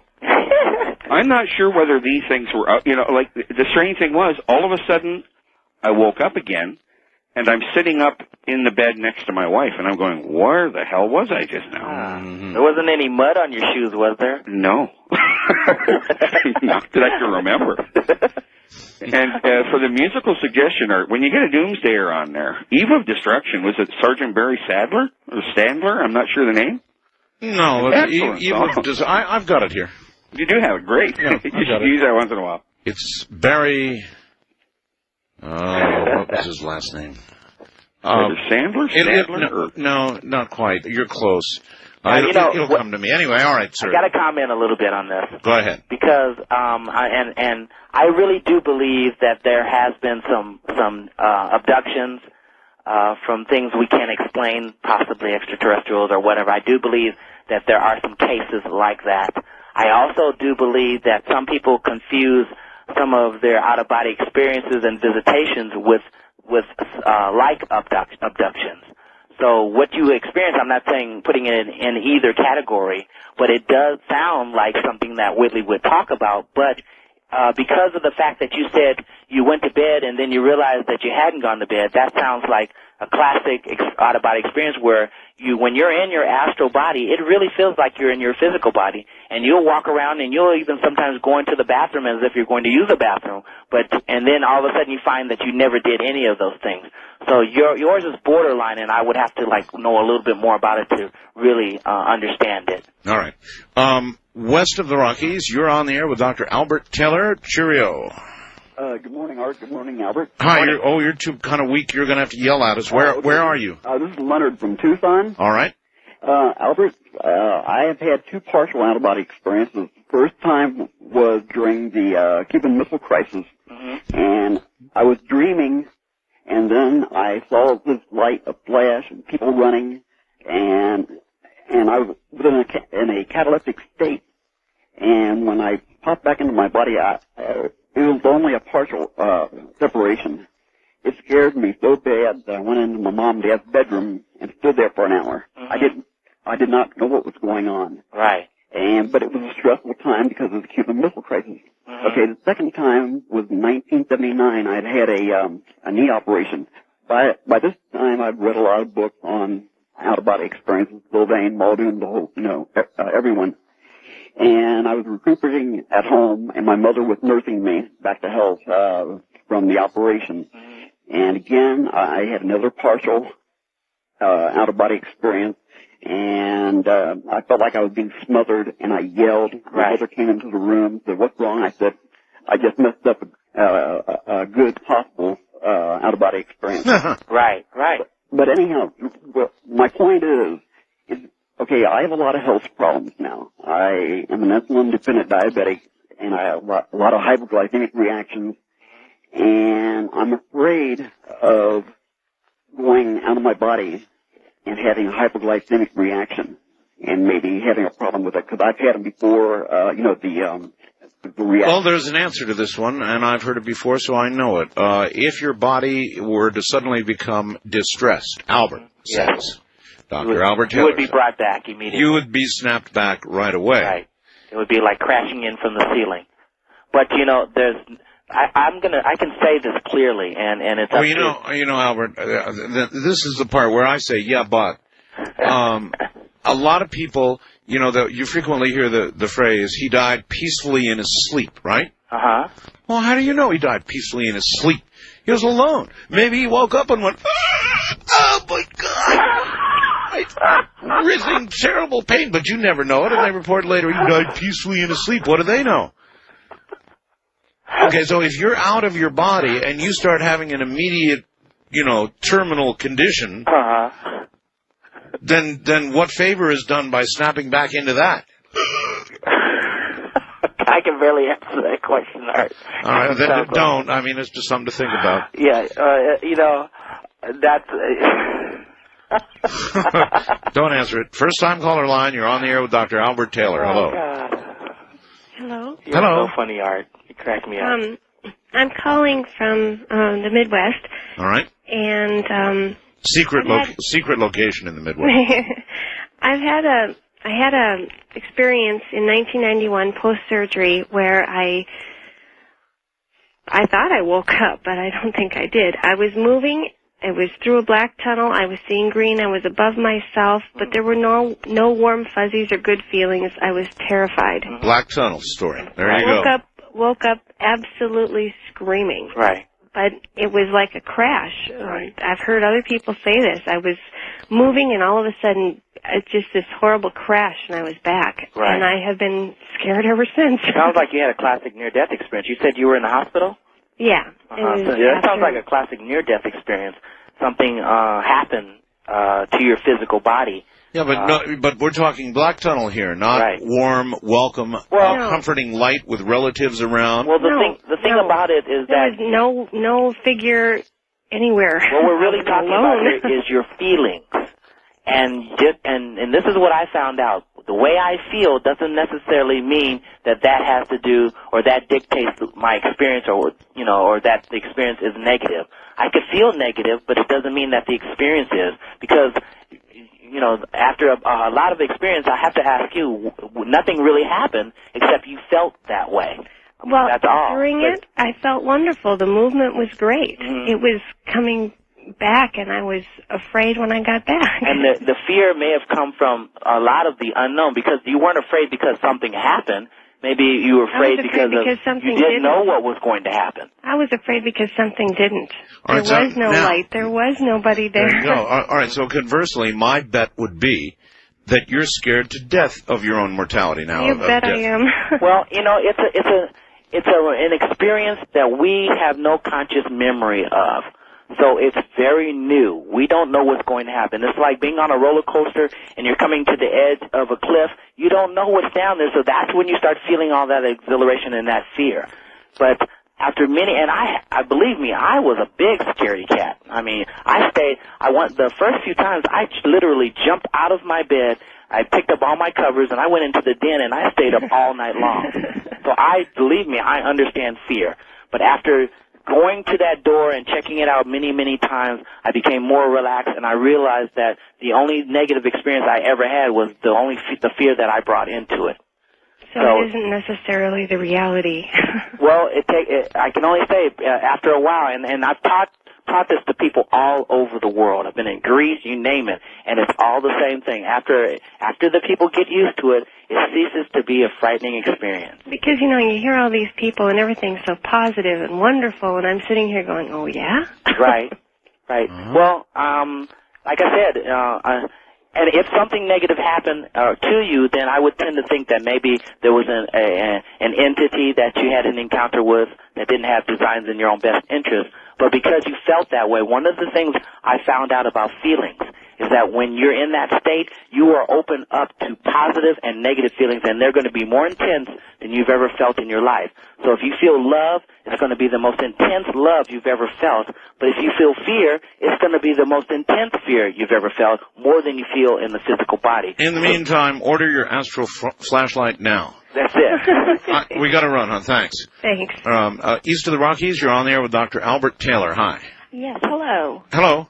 My name, well, I'm not going to say my name. Okay. So you're Anonymous. a secret name at a secret location. Yes. All right. Yes, especially because of the nature of basically what I'm about ready to say. Fire away.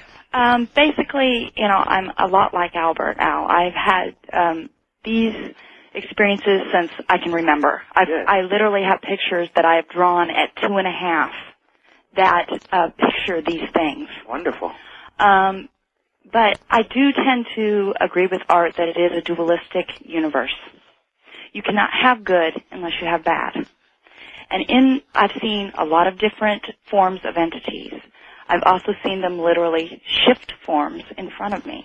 Mm-hmm. So I know for a fact that sometimes when things look good, they're not good. And sometimes when things look not as, beautiful as our human eyes tend to rate beauty, sometimes they are very beautiful indeed. Right. It's a gut instinct that you got to go off of.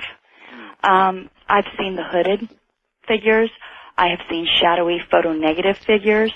I have seen blondes, beautiful blondes. I've seen little grays. I've seen everything. I've seen these things shift from one thing to another.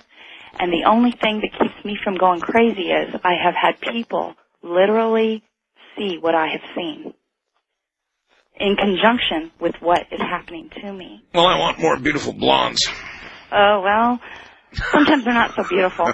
I understand. Sometimes they're not. And so here you go, Albert. Another one. See. Well, I have to back up to this. I'm a researcher. I'm a scientist. When there's evidence, I look at the evidence. So far, I haven't seen any. And I'm open to evidence. I'm open to the other side. But after all these experiments that I've done, I have to go with what evidence I have. And I haven't seen the negative. Except perhaps for the hooded figures you saw once. Well, but I don't know if they're negative because they didn't do anything. If they did something, but just by me looking at them and me being fearful, that is not enough to convince me that, they are negative. It may still be me. So it's inconclusive as far as I'm concerned. It could very well be, but I really have to look at the evidence, and that's kind of that's what I'm presenting when I talk about this and what I've written in my book. And if there were something negative there, believe me, I would put it out there for everybody to look at. You are an astral optimist. Yes. Yes. I like repeatability, as any scientist would. Sure. If I repeat it and it comes out a certain number every time I repeat it, then I don't go looking for other answers until something pops up to indicate that, that it's justified. Okay, ma'am? Well, I just, I caution. I really do. I caution you. Because, well, I'm skeptical to begin with. Yes, and I'm a researcher also, and these experiences have literally caused me to be a researcher because I had to know what was going on with me. Right. Well, they are real. Yes. Oh, yes, they are. I understand that. And everything is relative. Always remember that. All this paranormal phenomena, everything is relative and it all links together. And once you start finding those keys, which is what I have been doing for a long time, you start realizing that there is an agenda. Right. And it is an agenda that is very real. Right. All right. Hold it. We've got to hold it right there. Albert, always wonderful to have you on the program. Our time is up. Been a pleasure. Tell everybody, go to your bookstore or go to Amazon.com where they sell real cheap and get his book, Soul Traveler.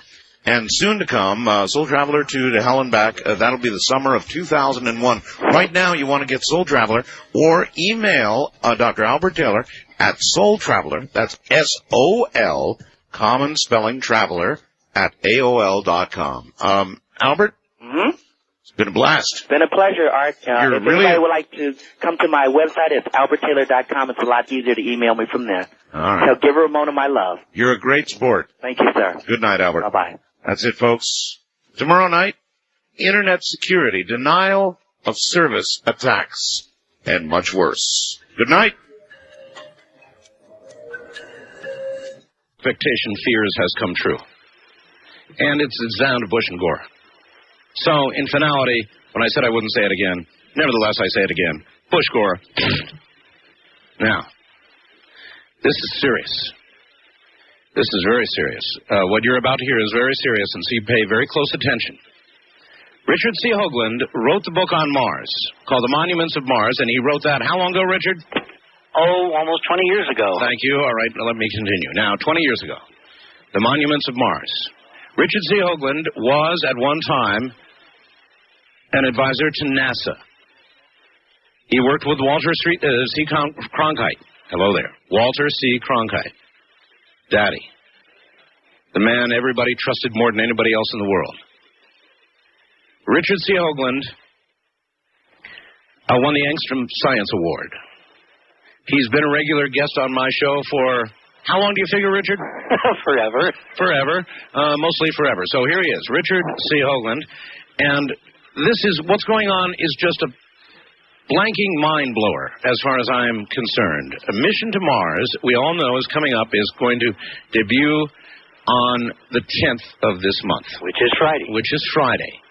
But man, is there a bunch of stuff going on about this movie. Unblanking believable is all I can say. Now, the movie was produced by Richard. Well, Disney and Touchstone. Yeah. Touchstone Pictures is a subsidiary of the Disney Corporation, the Disney family. Yes, it is.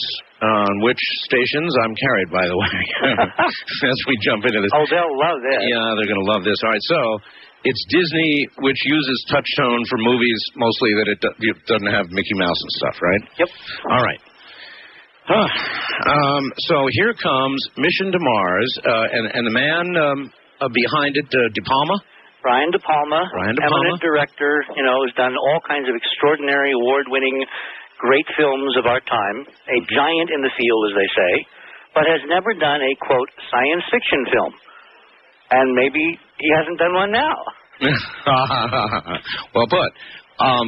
Mr. De Palma is now and has been refusing all interviews with regard to the movie, right?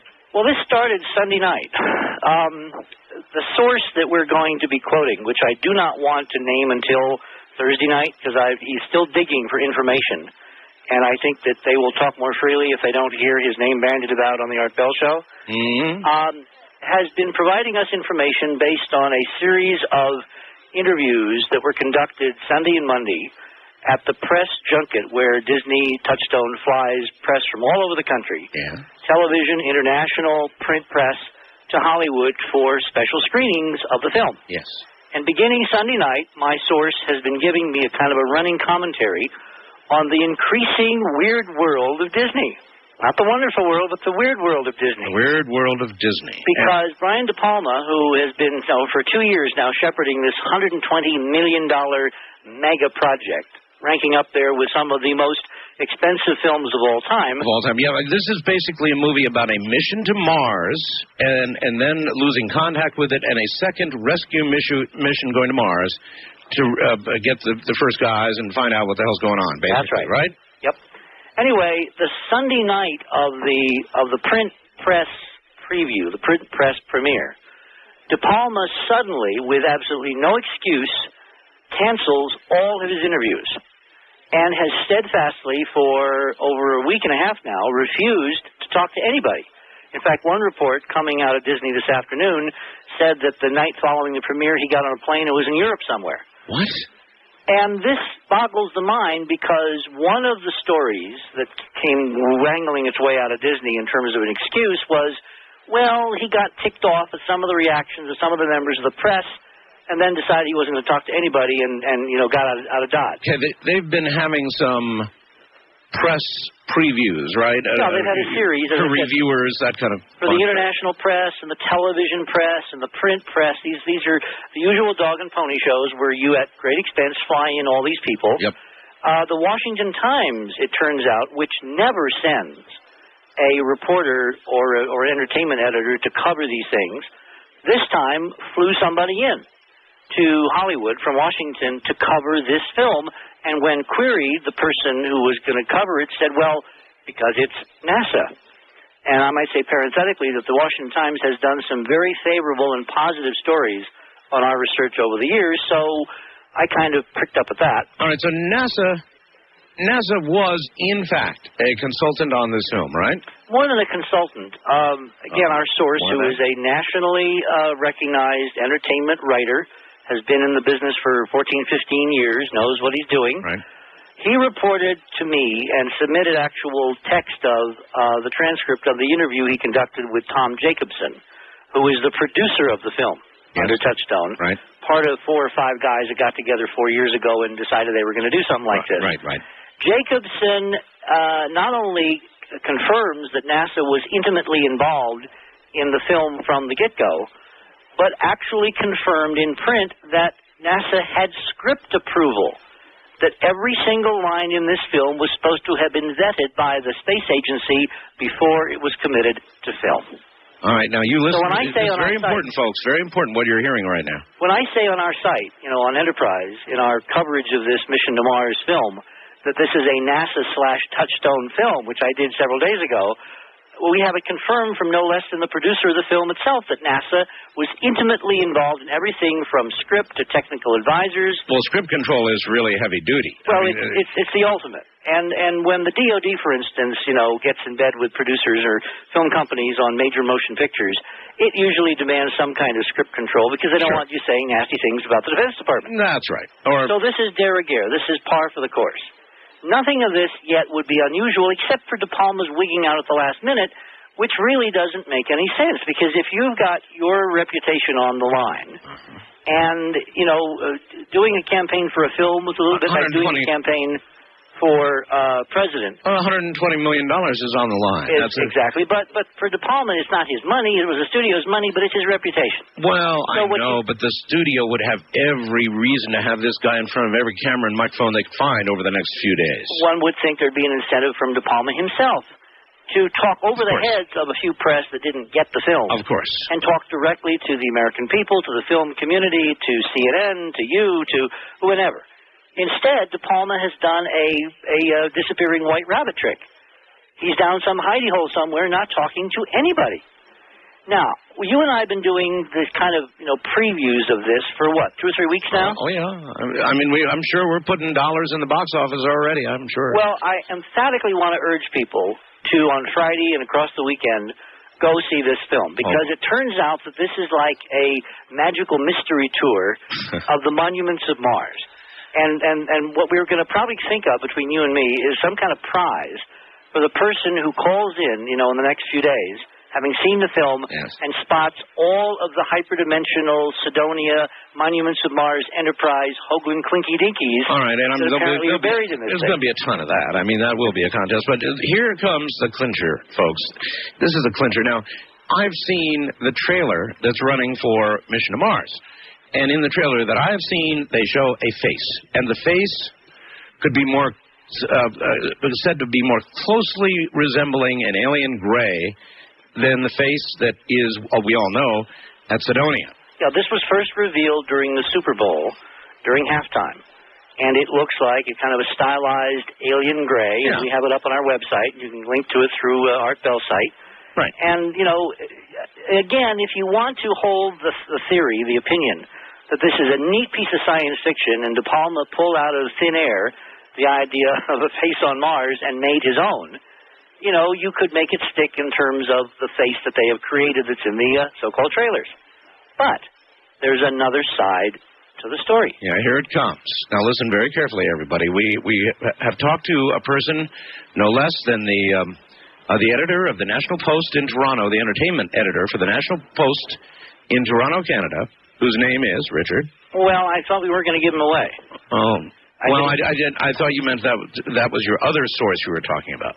No, okay. You can see how good we are playing conspiracy here.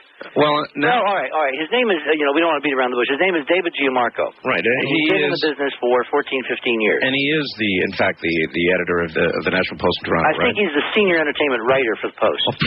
Great. That's fine. Okay. But he's the guy who's flown around, and they do a slew of movies, and they review them all. And he's seen the movie, right? He has seen the movie, and he's going to see it again tomorrow night. All right. They're showing it in Toronto, and they've invited him again to see it because they've flown prints now to various cities. Touchstone has put on a major full court press. All right, but here's where it gets really, really, really weird, folks. David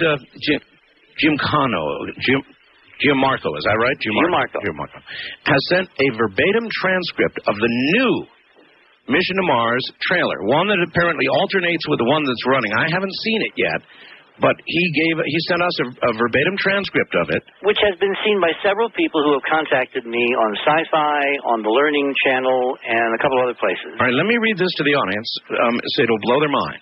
It's an email to Richard. It says, Richard, here's the verbatim transcript of the new M2M trailer in authoritative voiceover. For 25 years, the government has concealed evidence of a lifelike formation on Mars. Then a wide shot of Mars and a close-up of Cydonia. Then extreme close-up of face. And it goes on March 10th, the conspiracy will be exposed. Dialogue from film. It's the face. It's real. Somebody put that thing there, and it's not us. Then the voiceover continues, but some secrets should never be uncovered. A faithful rendering of that email? Precise. Now, the key thing is here, the images that accompany this are not the made-up face that De Palma has in the film. But, in fact, the face of on Mars, Cydonia, the one you wrote about. From the Viking NASA imagery. It's impossible, Richard. Now, what can we imagine might have happened here? Did he confirm that the trailer face matched the movie face? That we have not yet done. However, tonight we have some new news. One of our correspondents has found an article, and I'm trying to get a hard copy, where De Palma was interviewed many months ago. Yes. And apparently talked about the creation of 2 endings for Mission to Mars. That's new news, Art. You didn't even know that, okay? 2 endings, huh? 2 endings. And the other thing that we can confirm on the record from Gianmarco this afternoon, because he has been pursuing the Disney folks to try to get to the bottom of this, going up the ladder, higher and higher executives to try to find out why De Palma won't talk to anybody, particularly people who are sympathetic. That are not going to pan the film, but want to talk about all the neat points in the film. He confirmed this afternoon, according to the public relations people who put the budgets together for these promos, these trailers, that the Attack NASA campaign, like Attack McCain or Attack Gore or whatever, the Attack NASA campaign accusing the government of a cover-up for 20 years to be solved by this movie is only about 2 weeks old. Now, what favorite radio program for the last couple of weeks has been featuring the rest of the story? Right here, folks. And Mission Mars people had just been begging me to have somebody on up until 2 weeks ago when we began to tell you the other. I don't know whether it's the rest of the story, the other side of the story, or just a bunch of hype to get a bunch of people to go to the movie, which certainly will succeed in my case. I'll be right there. Likewise. But we've got, apparently, our source, who we've named, has a videotape of this trailer. Yes, he was able to tape it. All right, I have a request. He's sending copies to you and to me. Yeah, but they won't arrive in time. So Probably not. I have a request of my audience coming up in a moment. Stay right there, Richard. The bottom of the hour. We'll be right back, and get ready. Good morning, everybody. Richard C. Hoagland is here. We're talking about Mission to Mars now. Once again, I need your help, and here's how I need it. If any of you have this new Mission to Mars trailer on tape, videotape, or you can tape it, turn it into an MPEG-3 file and send it to me in email. You'll never know how much I would appreciate that. I'm Art Bell at mindspring.com, and I need a copy of this quickly. Consider what's on the trailer in authoritative voiceover. Now, ask yourself as I read this, would NASA approve this? For 25 years, the government has concealed evidence of a lifelike formation on Mars. Script approval? Then a wide shot of Mars. And then a close-up of the real face on Cydonia. Now, you think about it. You think they would have approved that one. You know the way NASA has been about Face on Mars, right? So there are 2 trailers out there, and I need a copy of this trailer from somebody in the audience. As soon as possible. In a moment, we'll discuss, if true, what this might mean.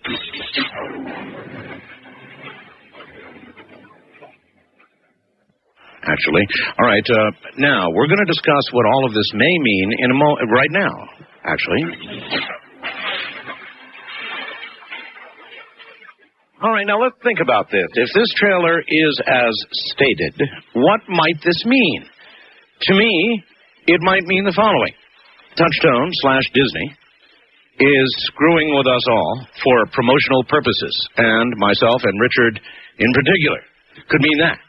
It could mean Mr. De Palma is screwing with NASA, which of course would mean that he would have burned his bridges forever with NASA, something you wouldn't think he would do, and that's all I can think it would mean. I mean, either there's some giant promotional brouhaha doing with this second trailer, and it's really aimed at stirring up controversy, which it sure is doing, and ticking off Richard and myself, or De Palma has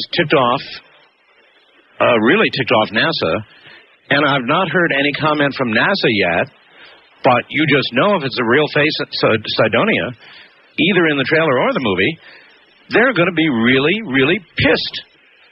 What have I missed here, Richard? Even more so, because remember, the line in the film says it sets up the conspiracy for 25 years. The government has kept you in the dark. And then it says on March 10th, the conspiracy will be exposed. I mean, this is stabbing the agency in the back. Big time. Now, maybe that's why De Palma, could it be that's why De Palma's now not doing interviews? Well, but this campaign to do this, these trailers did not appear until about 3 or 4 days after he had disappeared. In other words, they had not run. Or could it mean that De Palma wanted to use the real Cydonia as an ending and got overruled? Well, we don't know what his contract reads, and that's one of the things that David is going to try to find out between now and Thursday when we're going to do our final last-minute update before the film premieres. Think bigger, though. I don't know whether you're an aficionado of John Huston or John Ford films with John Wayne, but back during World War II and during the Korean War and even up through the Vietnam War, film companies, major studios, would go to the Defense Department, would go to the government, and basically get millions, if not tens of millions of dollars of stuff contributed for free. Big time. In Vietnam, remember the final Wayne picture? Yep, the Green Beret picture. Yeah, of course. Well, that was nothing but almost propaganda, really. Well, and they used to shoot on bases. They used to shoot, I remember Jimmy Stewart on the B-52, the Strategic Air Command. I mean, all of these films. You have a major studio like Disney. Huey's at your disposal, whatever. And aircraft carriers. Remember Silent Running, where they borrowed a whole aircraft carrier to shoot as a spaceship? You bet. It goes back decade after decade after decade. The U.S. government has been in bed with the Hollywood film community in contributing a major portion of their budget for set and personnel and all kinds of other little perks. What Disney has done is to basically cut themselves off from all of that. Well, maybe. Not just in NASA, maybe but this is. the But entire Richard, you've got to imagine this also might be a De Palma thing. In other words, he may have. You said that you had word that there were two endings. This afternoon, again, David got confirmation from Disney. This is an official Touchstone campaign, and the person who talked to David says, "I just wish we'd done it a lot earlier." Because she, and it was a she, realized the enormous PR value of getting the entire Art Bell audience that's been following our work for the last, 5 years, 8 years, 10 years, whatever it is, to go and see this film to find out what the hell they've buried in this film. Richard, that might be the reason for the second trailer. That might be the only reason for the second trailer. Yeah, but you can't legally have an agency on board and then turn around and stab them in the back. There are relationships. There are actual contractual relationships. I understand. The other thing But what if it's just in the trailer, not in the film? Yeah, but even the trailer. You've got, simultaneous with this trailer, you've got people like Story Musgrave, astronaut of 30 years, who was at the press premieres, made available, talked to various members of the press. I heard he was on the set. He was on, of course he was on the set because he was a key consultant to the manned spaceflight X, missions to Mars, space stations, rendezvous, docking, EVAs, the whole 9 yards. Musgrave was a key player in setting up this film from technical, accurate points of perspective. Gianmarco interviewed him and is going to discuss this in some detail on Thursday night. Interviewed story about this? And asked him point-blank questions. And Musgrave insists that NASA is the most wide-open government agency that has ever existed. There's no cover-up of anything. There are no UFOs. There's no evidence. They're all nuts, etc. But with this for 25 years, the government has concealed evidence of life-like formation on Mars. Precisely. So what you're doing is not only making the agency look bad, but you're taking one of your own key consultants and making him look like a fool. You're saying officially from Disney, this man's a damn liar. But why are we saying that, De Palma, why is he not giving interviews? There are two possibilities. One is that he's getting his way and he's angry. And that he's not getting the ending that he wants in the movie. That's true. Right? Isn't that possible? That's possible. Or, and this is the one that I really love, he is off somewhere secretly editing his new ending, and that's being shipped even as we speak to all the theaters. And this has been done before. Remember, Art, I mentioned 2001? Yes. When Kubrick went, he had a screening in New York, and the critics really didn't like it. They didn't get it. They didn't understand it. So he, on a train between New York and Los Angeles for the L.A. premiere, he re-edited the film. On the train? On the train. 2001. 2001. The classic film that, by the way, said that if they find it, we're coming up to the year. And then a different film premiered, courtesy of this genius, Stanley Kubrick, in Los Angeles than the few critics who'd seen it in New York saw. So it has been done before. Now he's Palm, which I'm going to hopefully get hold of tomorrow, which was done months ago, where he talked about filming two endings. Sounds a little bit like Lady and the Tiger, doesn't it? Yeah. So, I am praying that Brian De Palma, because of the relationship with Bruce De Palma, may I ask a question? Who was our colleague, yes, has seen the light and understands that history is bigger than NASA, and that there's going to be one heck of an interesting ending for this film, where Gary Sinise says some very remarkable things. We'll just have to all look. I'll tell you something, Richard. If they tried, they couldn't do a better job of driving my audience to the theater and driving me to the theater. You got me. What I first need, folks, is a copy of this trailer. Somebody MPEG-3 this sucker to me as fast as you can, please, in its entirety. Now, this is not the looking alien face.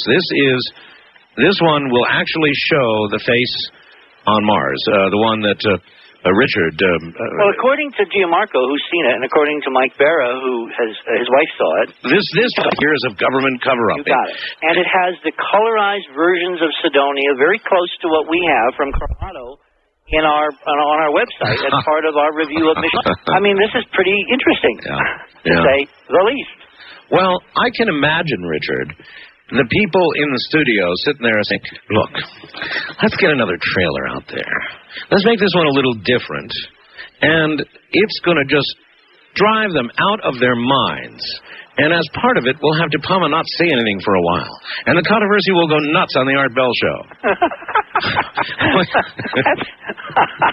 Because that's exactly what's happening. So what better way to get people into the theater? Given that we already know some of the interesting things that are touched on in the film, the story not and the reaction and all that, we know they deal with the Martians as the progenitors of humankind. That's no secret. I mean, they hold up the DNA strands and everything, so it's no secret. We were there, years ago, folks. That's what the Mars, a city on the edge of forever, the book I wrote covering this entire investigation for the last 25 years, details with the evidence to support it. So, the only thing they can do to really put it over the top, the only thing De Palma could do, a la his brother. Remember, Bruce De Palma, his brother, who worked so closely with us. Yes. Who I debuted at the United Nations in terms of his stunning physics experiments, which confirmed in the lab the hyperdimensional physics model we developed on Sidonia. There's another report which... should I wait till Thursday to let David tell you directly, or should I give it away tonight? We have some very important news first-person news regarding Bruce De Palma. Will tell you from a first-person testimony on Thursday night. So there is a critical piece of evidence that there was a very close relationship in Bruce's final days on this planet before he died between these two brothers. And that can only mean, in a logical way of thinking, that Brian De Palma is looking to history and not to NASA, and maybe has risen to the occasion in a way that will make us all very proud come Friday night. This just is all impossible, and I just really can't put my finger on. Well, what's really impossible is, you've obviously forgotten, but when I think back where I was precisely 1 year ago tonight, in an emergency room, with tubes stuck in me. I remember, yeah. Wondering if I was going to be around to see anything like this. Heart attack, yeah. This is kind of interesting. It's totally unpredictable. Totally. Well, I wonder, Richard, if you'd kicked the bucket then, whether at the end of this movie it would have said, "For Richard." Sorry. I think I'd rather stick around and write the ending myself. Yeah, I hear you. Or interpret the ending or whatever. But, of course, you did write the book all those years ago, The Monuments of Mars, which, by the way, people can still get. If you want to see the original research, it's in Monuments of Mars, and how do they get that, Richard? Well, you can do several things. You can log on to Enterprise Mission, and you just follow the links, and it will take you to ship stores, and you can get the book there. It's also distributed all over the country in major bookstores. It's on Amazon.com. Just log on to Amazon.com and, type in Monument of Mars in the search. And it's apparently bumped up to some very high numbers. Amazon has something like 250,000 titles. Oh, they do. Titles. Right. And we're somewhere on the first 10,000 now. So really? Oh, yeah. Somebody's been buying a lot of Monuments of Mars, and in particular, the numbers appear to have climbed in the last few weeks as this film has made its way through the radio and on the internet and all that. And I can imagine that people, after they see the film, would not want to see the real story, read the real research, all the players, all the scientists. Oh, wait a minute, Richard, I got another one. What if, try this out for size, Richard, what if De Palma made the change and NASA okayed it? Slim chance, I admit, but I imagine... No, you're on to something, because remember, we've said for a long time that there are two contingents in NASA. That's right. In other words, the contingent that you talk of as the other or the dark side winked and said, do it. Well, no, it's the bright side. It's the ones that know and have been too afraid to speak up. Well, I know, but the dark side would have to be winking. No, they would have to be snookered. In other words, what then have done would be to do two endings. One that these guys approved. Yeah, and one they did. To be safe. And then one which blows the doors off. Remember, it says, on March 10th, the conspiracy will be exposed. Well, the only way it can be exposed is if somewhere in the film you say, hey, folks, there's been a conspiracy for the last 30 years to keep this under wraps. Yep.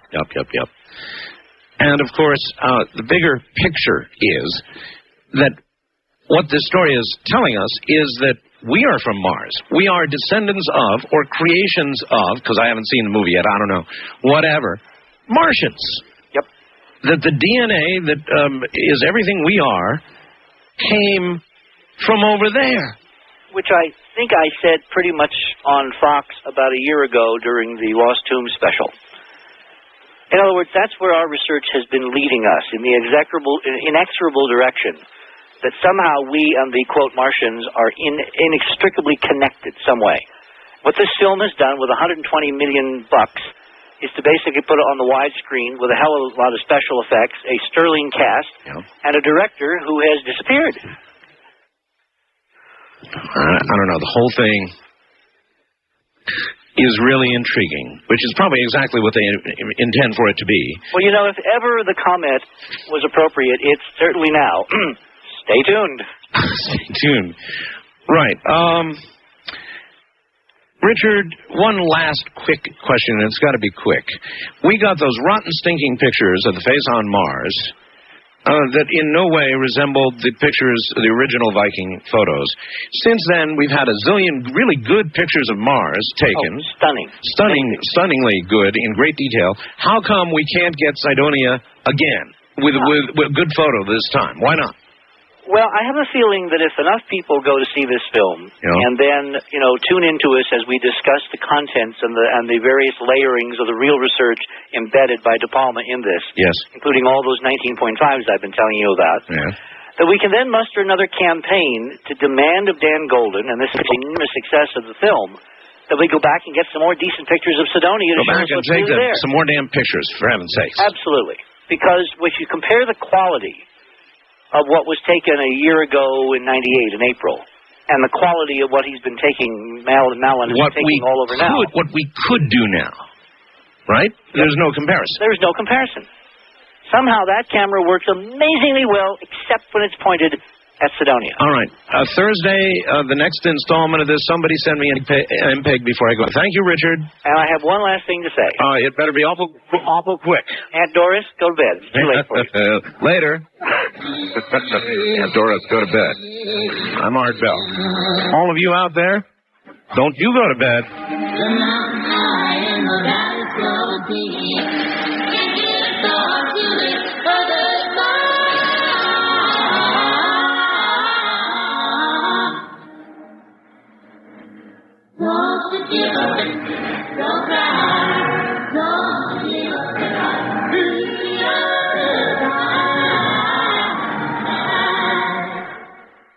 Hey, we've been babied pretty good with the weather lately. It's the rook year for fire.